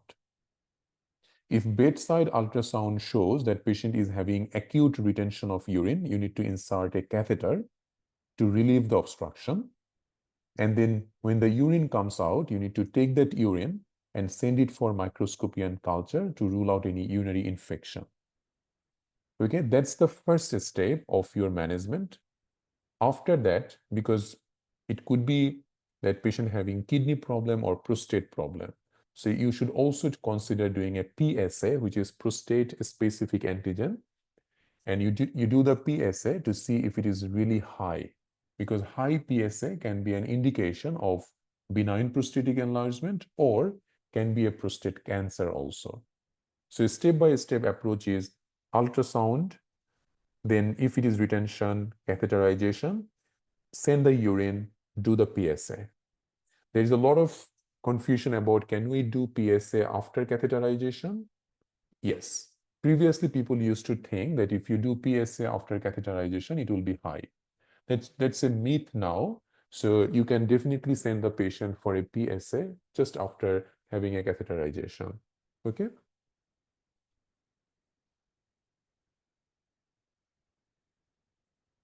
Treatment. So many patients who has prostatic enlargement, you can just do wait and watch if the symptoms are not too bad. If a patient coming with bladder outlet obstruction, that means they are getting a lot of symptoms, they're even retaining a lot of urine because prostate is enlarged, they can be helped with some medical management. So you can try a alpha blockers such as tamsulosin or prazosin, which will inhibit the contraction of smooth muscle of the prostate and make the muscle of the prostate relaxed. If it is relaxed, then it will no longer press the urethra. So that's your initial treatment. If this alpha blocker doesn't work, then you can add alpha blocker with 5-alpha reductase inhibitors such as finasteride or dutasteride. This usually reduces the testosterone. And because prostate needs testosterone to get enlarged, so if you can reduce testosterone, prostate can start to get shrink. The problem with this that this can reduce testosterone, so patient can end up getting decreased libido and ejaculatory dysfunction. But the best management is combination of these two, alpha blocker and 5-alpha reductase inhibitors. Now, if it is really bad, like patient coming to you with an acute urinary retention, then for those patients, you can even do a surgery, which is transurethral resection of prostate, TURP. These are the absolute indication of prostatectomy. You can go through that. The problem with TURP is that it can cause incontinence, stricture, and decline in sexual health, and retrograde ejaculation is quite normal. So these are the main issue why a lot of people doesn't want their prostate to be removed. But many of these will get better eventually. So incontinence, retrograde ejaculation, and erectile dysfunction could be the main problem. Very, very important topic for exam is prostate cancer.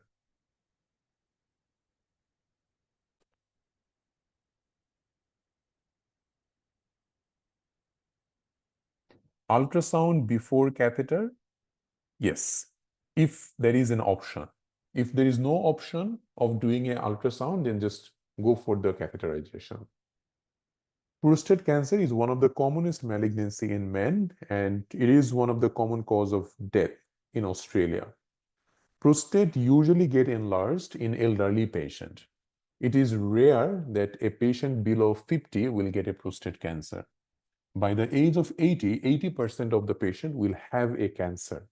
Okay, so it is that much common.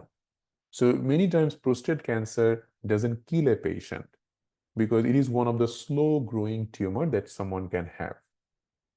Family history is a risk factor, especially if there is a father or brother who has been diagnosed before the age of 65. Okay, now the main thing to remember that there is no need of screening of anyone with repeat PSA, even if their first degree had a cancer. It's not mandatory like bowel cancer or breast cancer. Someone who doesn't have any risk factor, there is no indication of doing a PSA. But someone who has risk, like father or brother was diagnosed before 65, for them, if they want to do regular screening, then yes, you can do a regular screening with PSA for them. Okay, so that's usually one of the other thing that many times gets confusing in the exam, that do we really need to do screening or not? So this is about the screening guideline. RACGP says that screening for prostate cancer is not recommended unless someone is specifically asked for it and patient has been talked about the pros and cons.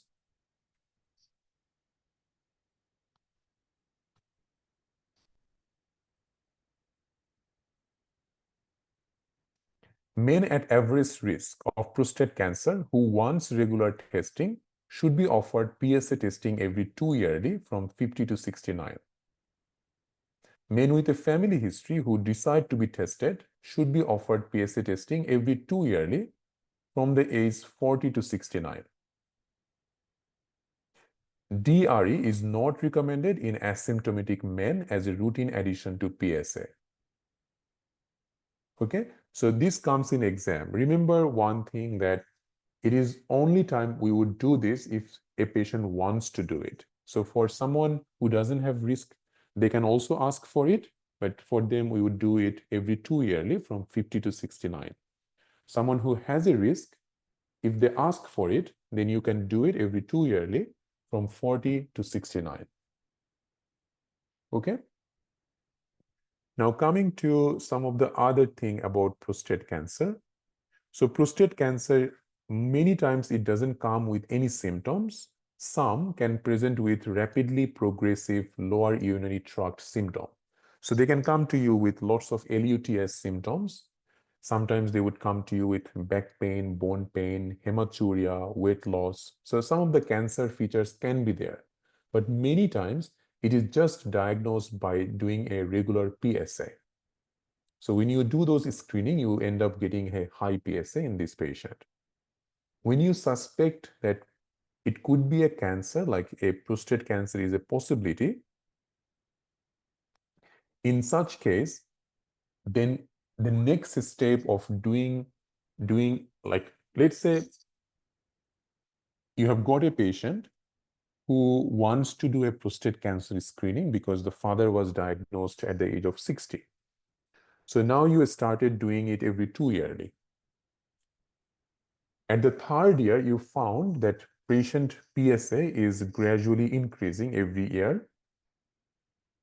Then you would think that why it is increasing and how much it is increasing, that also matters. So let's have a look. There is an age-specific PSA range. For 40 to 49, that's the normal value. For someone 70 to 80, that's the normal value. So as the age goes, the normal value also changes.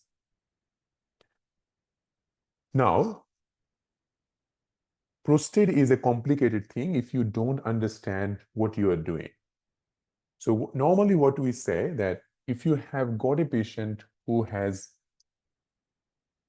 PSA, let's say 60-year-old having PSA of 2.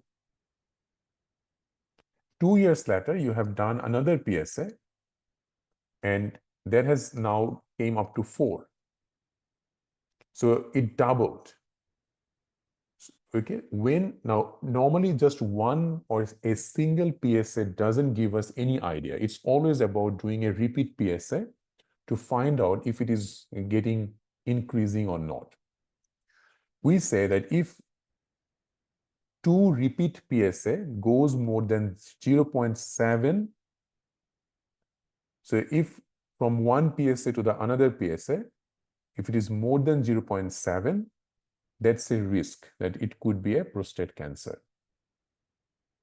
Anyone whose PSA is more than 10, that is always a high risk, and that is most likely a cancer, even a single one. Okay, so for this group of patients, when you have done it as a repeat PSA, and you think that, well, it could be a cancer, the next step will be to do a DRE. When you do the DRE, if you get hard lump, asymmetry, induration, loss of median sulcus, that will give you the next idea that, well, it could be a prostate cancer. After you have got that lump, the next step is to do a MRI of the prostate.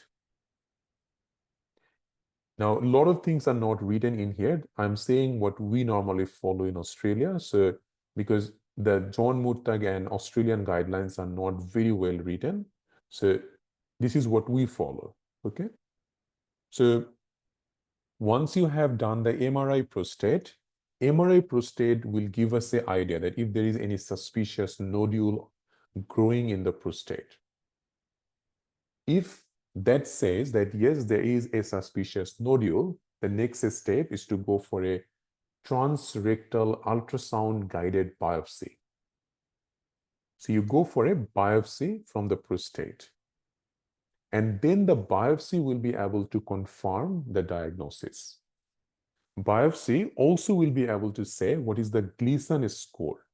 So Gleason score, it depends on the biopsy, that how aggressive is the cancer.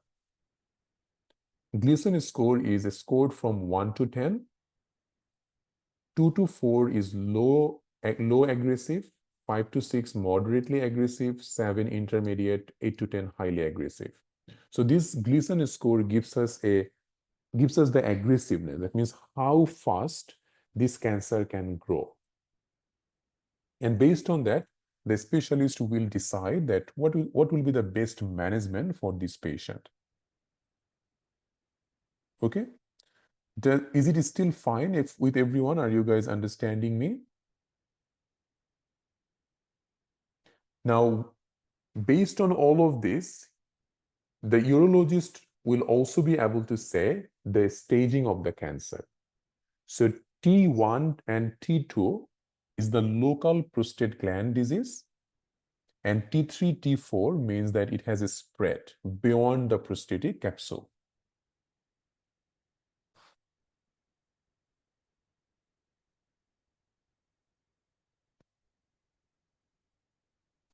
Depending on all of this, the treatment will be decided. So there are a couple of treatment options. One, active surveillance, radical prostatectomy, radiotherapy, and then there is hormone therapy.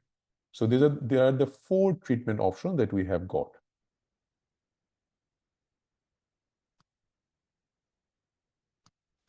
Okay, so first active surveillance, then we can do radical prostatectomy, radiotherapy, and hormone therapy. So active surveillance is used mainly in patient with a low life expectancy. That means someone who is very elderly, has less than 10 years life expectancy. So in Australia, the average life expectancy is between 82 to 84. someone who is more than 75-year-old, they have less than 10-year life expectancy. For them, usually active surveillance is better because very rarely they will die out of cancer. Okay. So life expectancy plays a role, or someone who doesn't want to go for surgery or radiotherapy, you can just do a active surveillance with regular PSA monitoring. So that's number one option. Number two is radical prostatectomy. This is better for young patient who has long life expectancy above 10. So less than 75-year-old patient, no surgical risk factor, and the cancer is low, like low PSA. The cancer is not also like highly aggressive ones. So for this group of patient, radical prostatectomy by removing the whole prostate is the best approach. The risk with prostatectomy is incontinence and impotence, but it gets better. So who gets radiotherapy? Radiotherapy is also it's an alternative to prostatectomy. So someone who has long life expectancy, low volume PSA, moderately or worse differentiated tumor. Now you can understand that who has low volume stays and low PSA, they usually get better with prostatectomy. But someone who has got a little bit worse tumor, like T3, T4, for those patients, radiotherapy will be better option. The adverse effect from radiation is fecal urgency and diarrhea and impotence. Okay? So you understand when we do the prostatectomy, radiotherapy, remember that if the question says that it's not localized anymore, 60-year-old having a prostate cancer, the staging says that the cancer has invaded beyond the prostatic capsule. Maybe it's also in the lymph nodes and also the seminal vesicles. That's the time radiotherapy will be a good option to choose. But if it's a localized prostate cancer, good life expectancy, prostatectomy will be better option. What if the cancer has metastasized to the bone? So for metastatic cancer, androgen deprivation is the main treatment. So the option would be removing the both testes, which is no longer done anymore. But the common one nowadays that we do is this one. LHRH agonist. So luteinizing hormone agonist is the common treatment at the moment. So that can be done. Anti-androgenic tablet can be given. So this will be the treatment of choice for someone who has got metastasis. Okay, so that's basically the treatment of prostate cancer. Does it make sense, guys?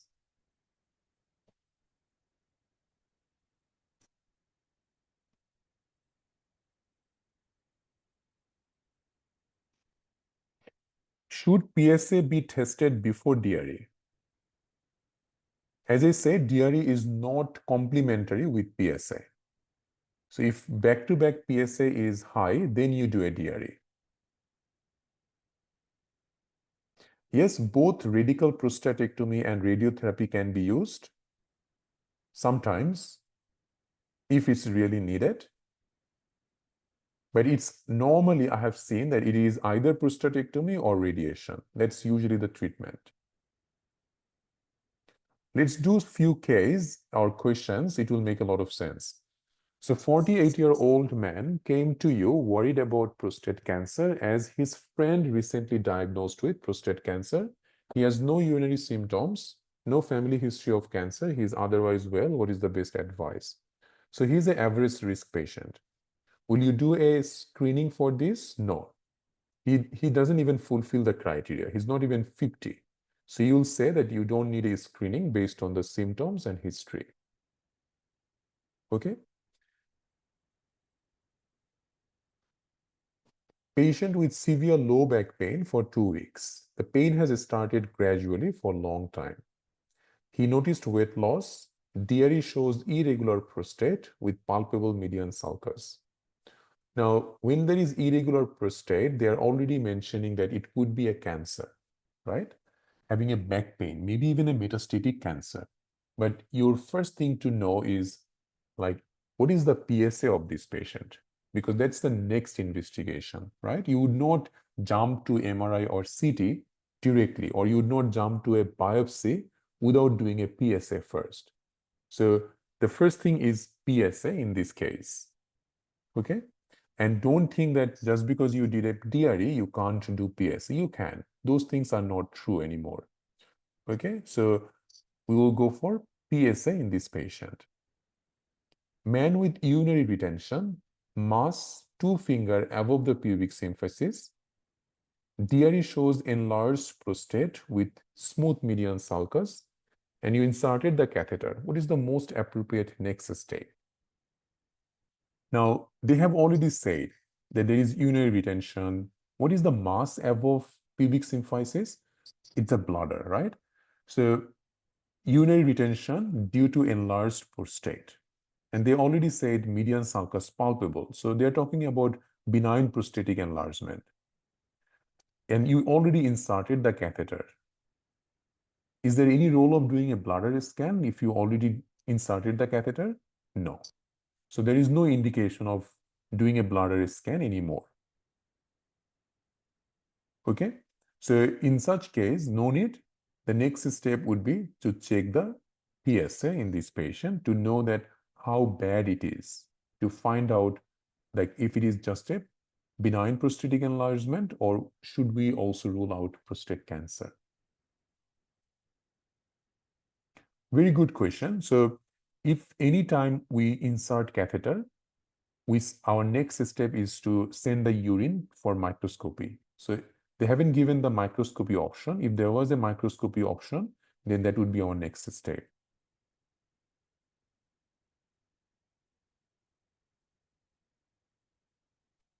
In BPH, it will be symmetrically enlarged prostate with median sulcus palpable.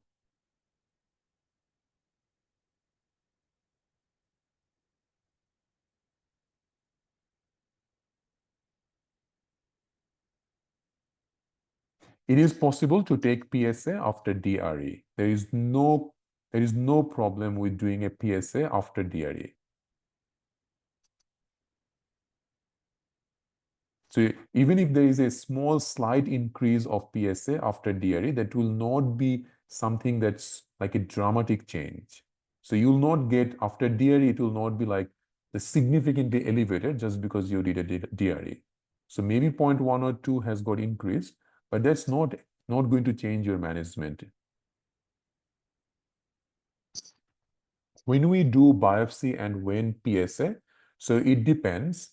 So biopsy is latter. So first is always PSA. And as we discussed, repeated PSA, if it's showing sign of or possibility of a cancer, then you do a biopsy, okay? So biopsy is not your first option. An old man with nocturia and long history of dribbling urine problems for 12 months with median sulcus palpable with enlarged smooth prostate. What is the next appropriate step? Same thing. So they're talking about LUTS in a patient for 12 months. And median sulcus palpable means they're talking about BPH. So this patient definitely will go for a PSA. Coming to this one, which is a very important question. 65-year-old man is having a checkup for prostate cancer. Last 2 years, PSA was 1.5 and now it is 3.8. So you see that even though 3.8 is not really high PSA, but it has jumped significantly in a year, in 2 years. That's why you did a biopsy and you found one foci of adenocarcinoma and Gleason is 4. So now you confirmed it is a cancer and this patient is 65. So the best option for this patient would be prostatectomy.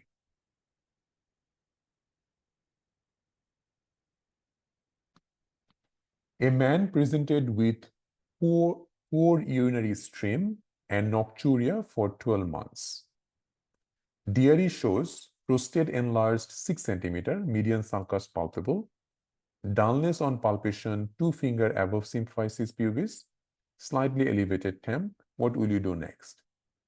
Now, if we look over here, this patient has got a prostate enlarged and 6 centimeter enlargement, median sulcus palpable, but see this dullness on palpation 2 finger above symphysis. What does it mean? It means likelihood of a retention, right?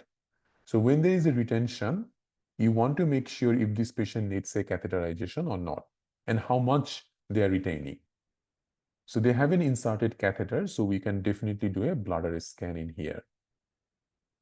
Are you guys understanding like when we are choosing what? Because it all depends what has been done and then just do the next.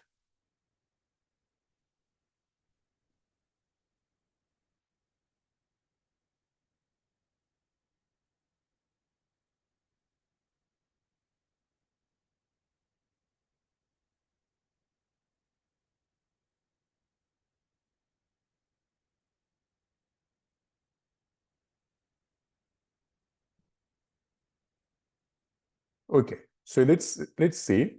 Try to concentrate because I know it is a confusing, but this is the best management you can get because prostate cancer, it is a really confusing, especially as part of Australian guideline. But the main thing is understanding that what will be the next step. So let's say that you have done a PSA for a patient for regular screening. The number one PSA was, let's say, 2. 2 years later, you did a repeat PSA. And that has increased up to 3. So even we say more than 0.7 increase, okay, in back-to-back PSA, that's the indication that something wrong is happening. So then rather than writing anything, guys, I want you to concentrate what I am talking at the moment because it is really difficult to like repeat these things multiple times, as you can understand. So I want you to concentrate rather than writing anything on the chat box for now. So you did a PSA 1, it came normal, let's say. Then 2 years later, you have found it it's more than 0.7 has got elevated. So from 2 to 3, that means that's more than 0.7, right? The next step would be that now that you are concerned, you would do a DRE. And DRE shows that there is irregular prostate has been enlarged. You did a MRI of the prostate. And MRI shows there is suspicious nodule. Then you do a transrectal ultrasonogram guided biopsy. The biopsy will give us the Gleason score, and if it is a cancer, and based on that, our treatment will be different. Could be active surveillance, could be radiation, could be prostatectomy, could be just a hormone therapy. The other aspect could be that sometimes with the prostate, they also include the retention. So if a patient who has got features of benign prostatic enlargement, which means they're talking about prostate enlarged, median sulcus palpable, that means they're talking about BPH. They also say that they say that there is dullness on palpation, or you can feel a mass above the pubic symphysis. That mass is the urinary bladder, and most likely they are talking about retention. So when there is a features of retention, next step is bladder scan. Bladder scan confirming retention, you can put a catheter, then send the urine for urine microscopy culture, okay, and then do a PSA. Now, someone who has got retention, they have already inserted catheter. That means there is no requirement of doing a bladder scan anymore. Okay. Someone who has got retention, you have done the catheterization. There is no option of MCAs in your question. So you go directly to PSA. Is this easy now, guys?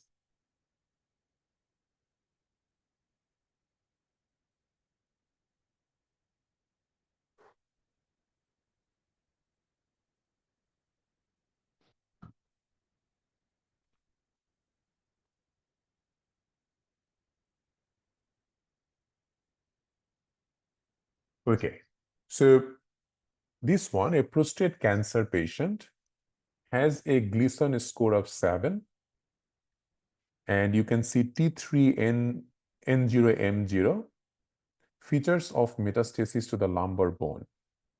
Now, there is not M0, that should be M1, right? So this is a metastatic prostate cancer. The options are orchidopexy, radical prostatectomy, and EBRT. Now, the best option should be hormone therapy. And I believe that is also in the exam. So if hormone therapy is in the option, you would choose that. If not, then the best other option would be EBRT.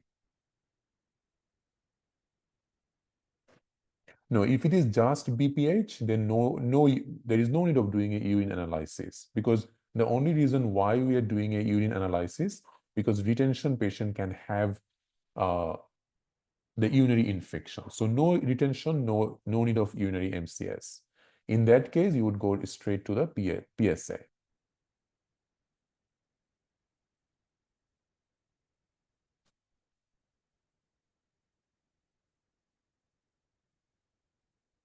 Like this one is the same question, but they have given androgen deprivation therapy in the option. So that was actually the question.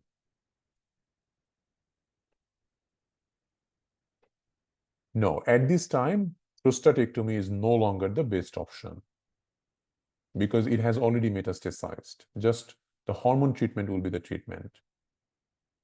Prostate surgery done for Gleason 7, post-surgery PSA 0.4, rises to 0.9. So you have already removed prostate and PSA has been rising. So after prostatectomy, we follow up the patient with PSA. And ideally, their PSA should not get high. Because it got high, patient had to go for a radiation. Now, again, after 12 months, now it is 8.7. The question is, the patient doesn't have prostate. How come there is a PSA of 8.7? Which means there must be a metastasis. And the only way we can find out the metastasis is doing a full body PET scan. So in such case, you need to send the patient for PET.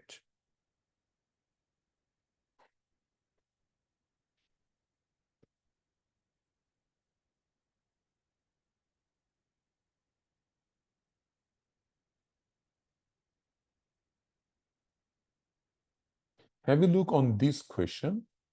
65-year-old man diagnosed with prostate cancer, and the stage is T3N0M0 with invasion of the seminal vesicle.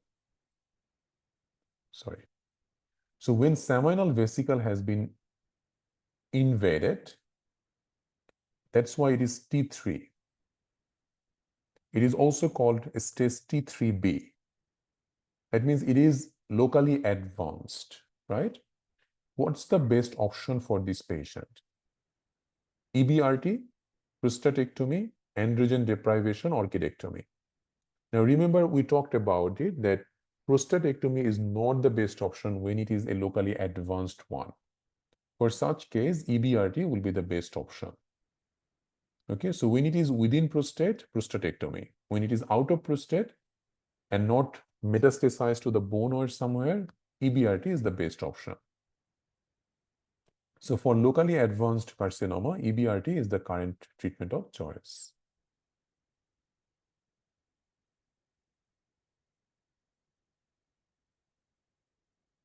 Have a look on this question. Old man with acute onset of pain in the lower back with some urinary symptom, significant weight loss, anal sphincter tone normal, On DRE, prostate is irregularly enlarged. Now that will give you a thinking that this is not BPH, it is prostate cancer. Dullness is there, so urinary retention is also there, slightly elevated TEM. What is your appropriate investigation that will lead you to diagnosis? Now, they're asking about the confirmatory investigation. The confirmatory investigation for something like this, so what do you think this patient has got? Looking at the question, this patient has got a prostate cancer causing the bladder outlet obstruction and also likelihood of a metastasis.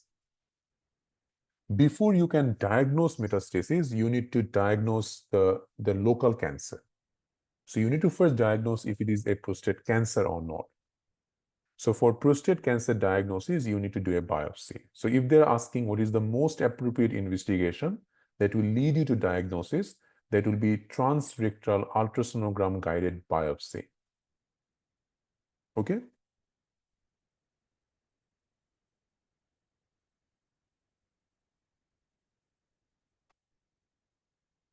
Yeah, if next, that will be PSA. That's right.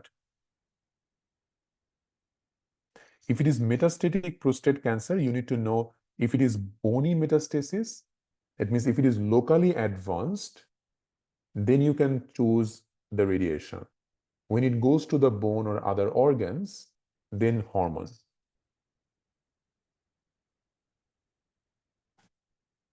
Okay, so that's pretty much everything that we need for prostate. If you understand it, there will be no question in the exam, which is new, at least. Okay.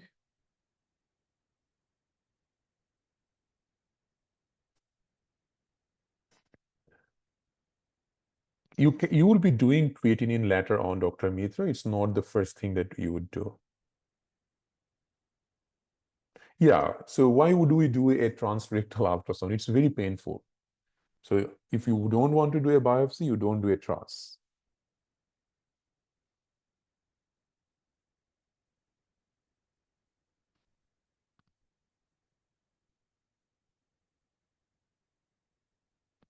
Okay, before we finish today, just few other things I wanted to go through with you quickly.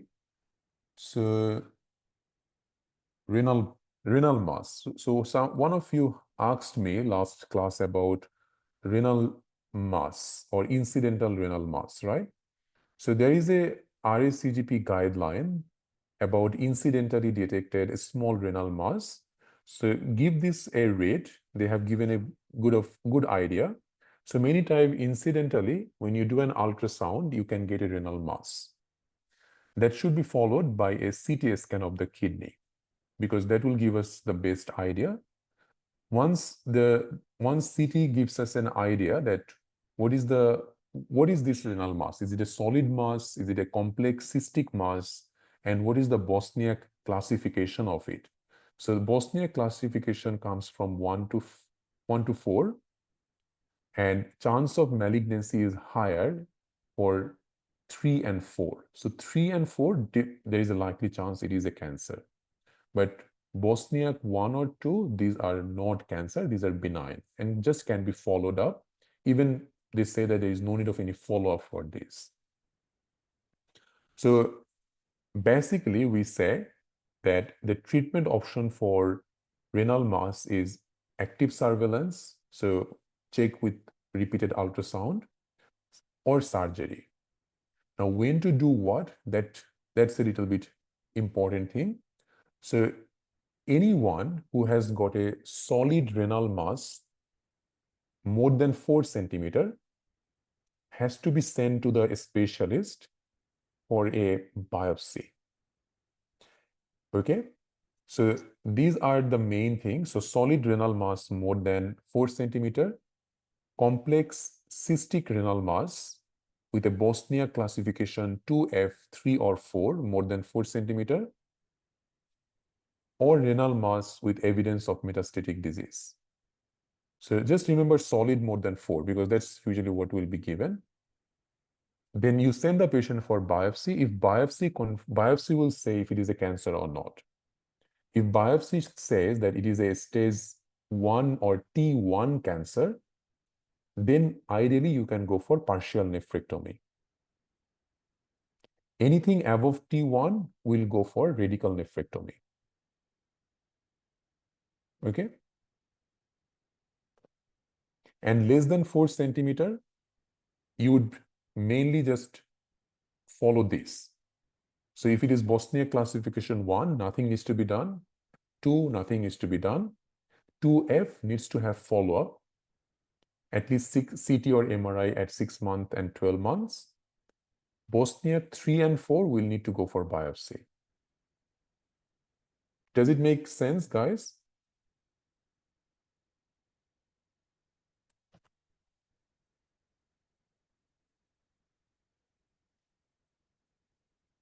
So I'll just put it in here so that you can go through that. So I've just shared the link of this one.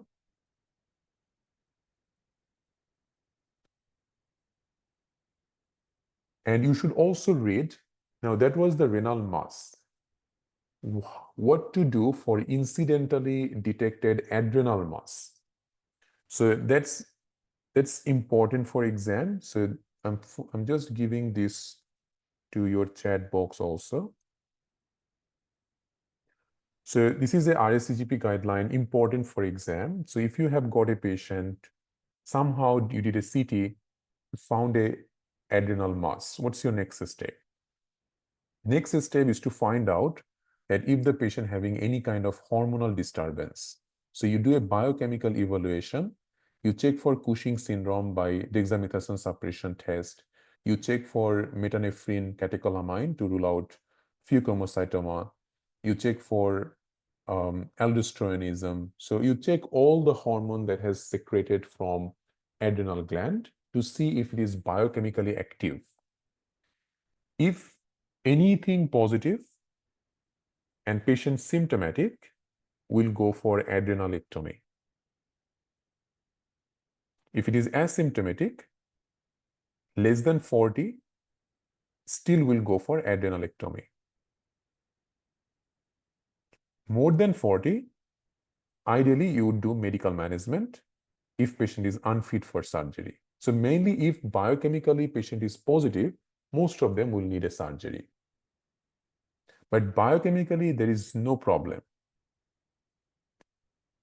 Then you look at the imaging characteristic.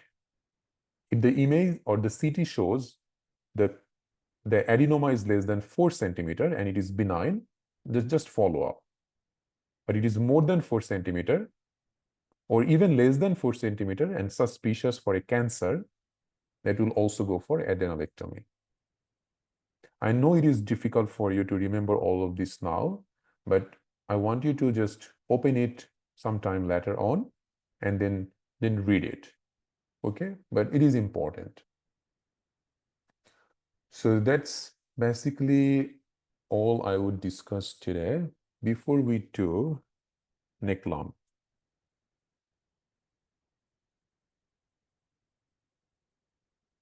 So everything is there. All you need to do is to do a little bit of work by yourself. If you think something is coming a lot, there is a guideline.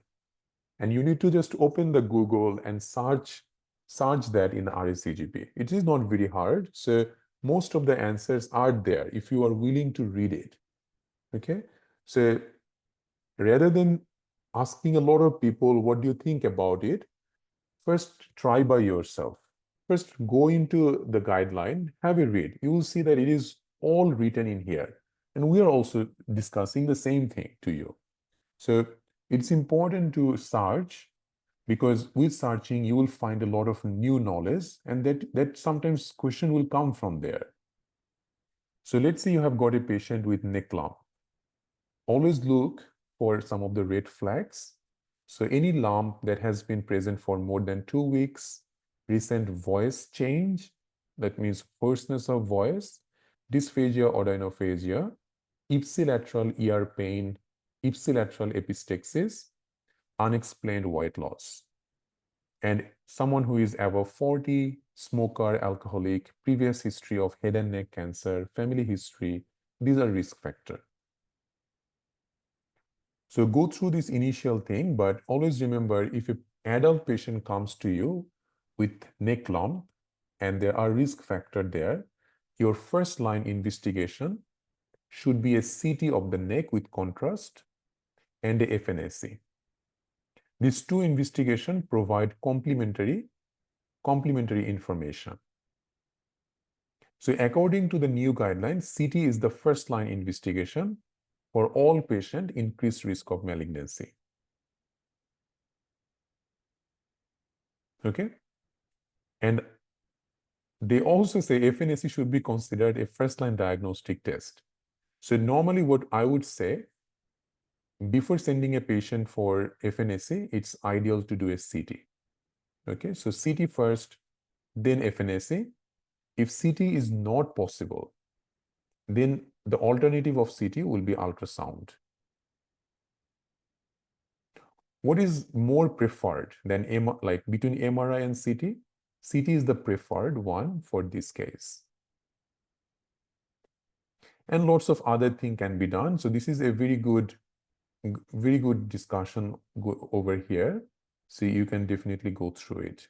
Okay, you can see that obtain CT with FNAC. So they said do both CT. If CT suspicious, do a FNAC like that. Okay.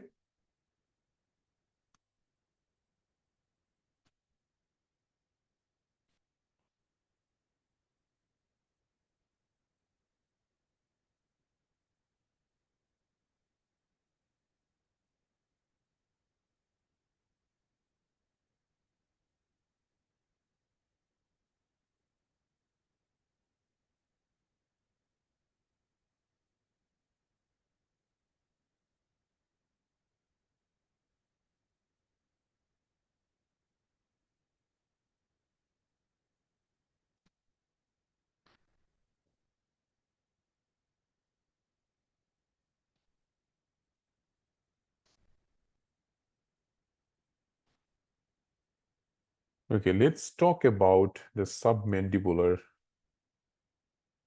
So you guys are not letting me to go today, right? That's the plan?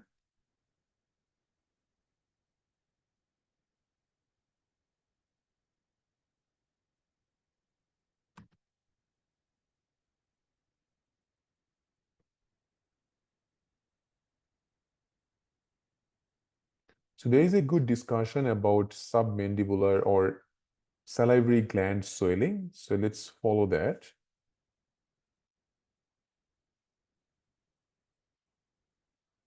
So sometimes we follow diagnostic imaging pathway for salivary gland swelling. So if you look over there,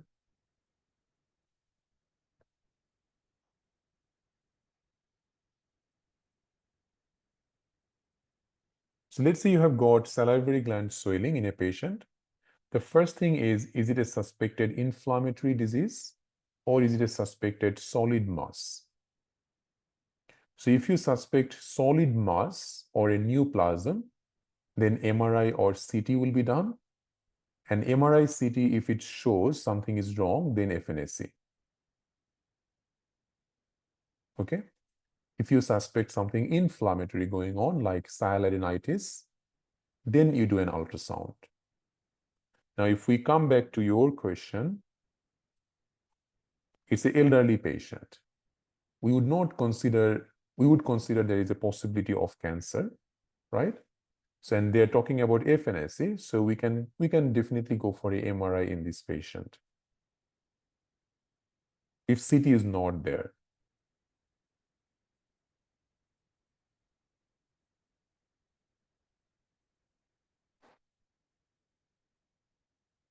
Okay.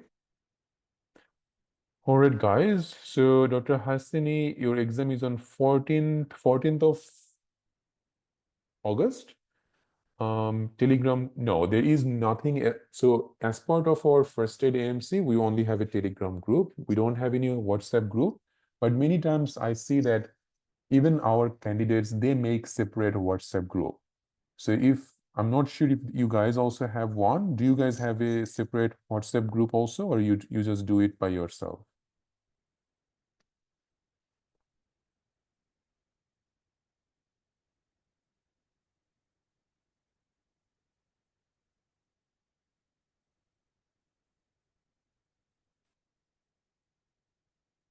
Yeah, so maybe like there are separate WhatsApp groups, Dr. Hassani, but we follow it mainly there is a Telegram group. Okay.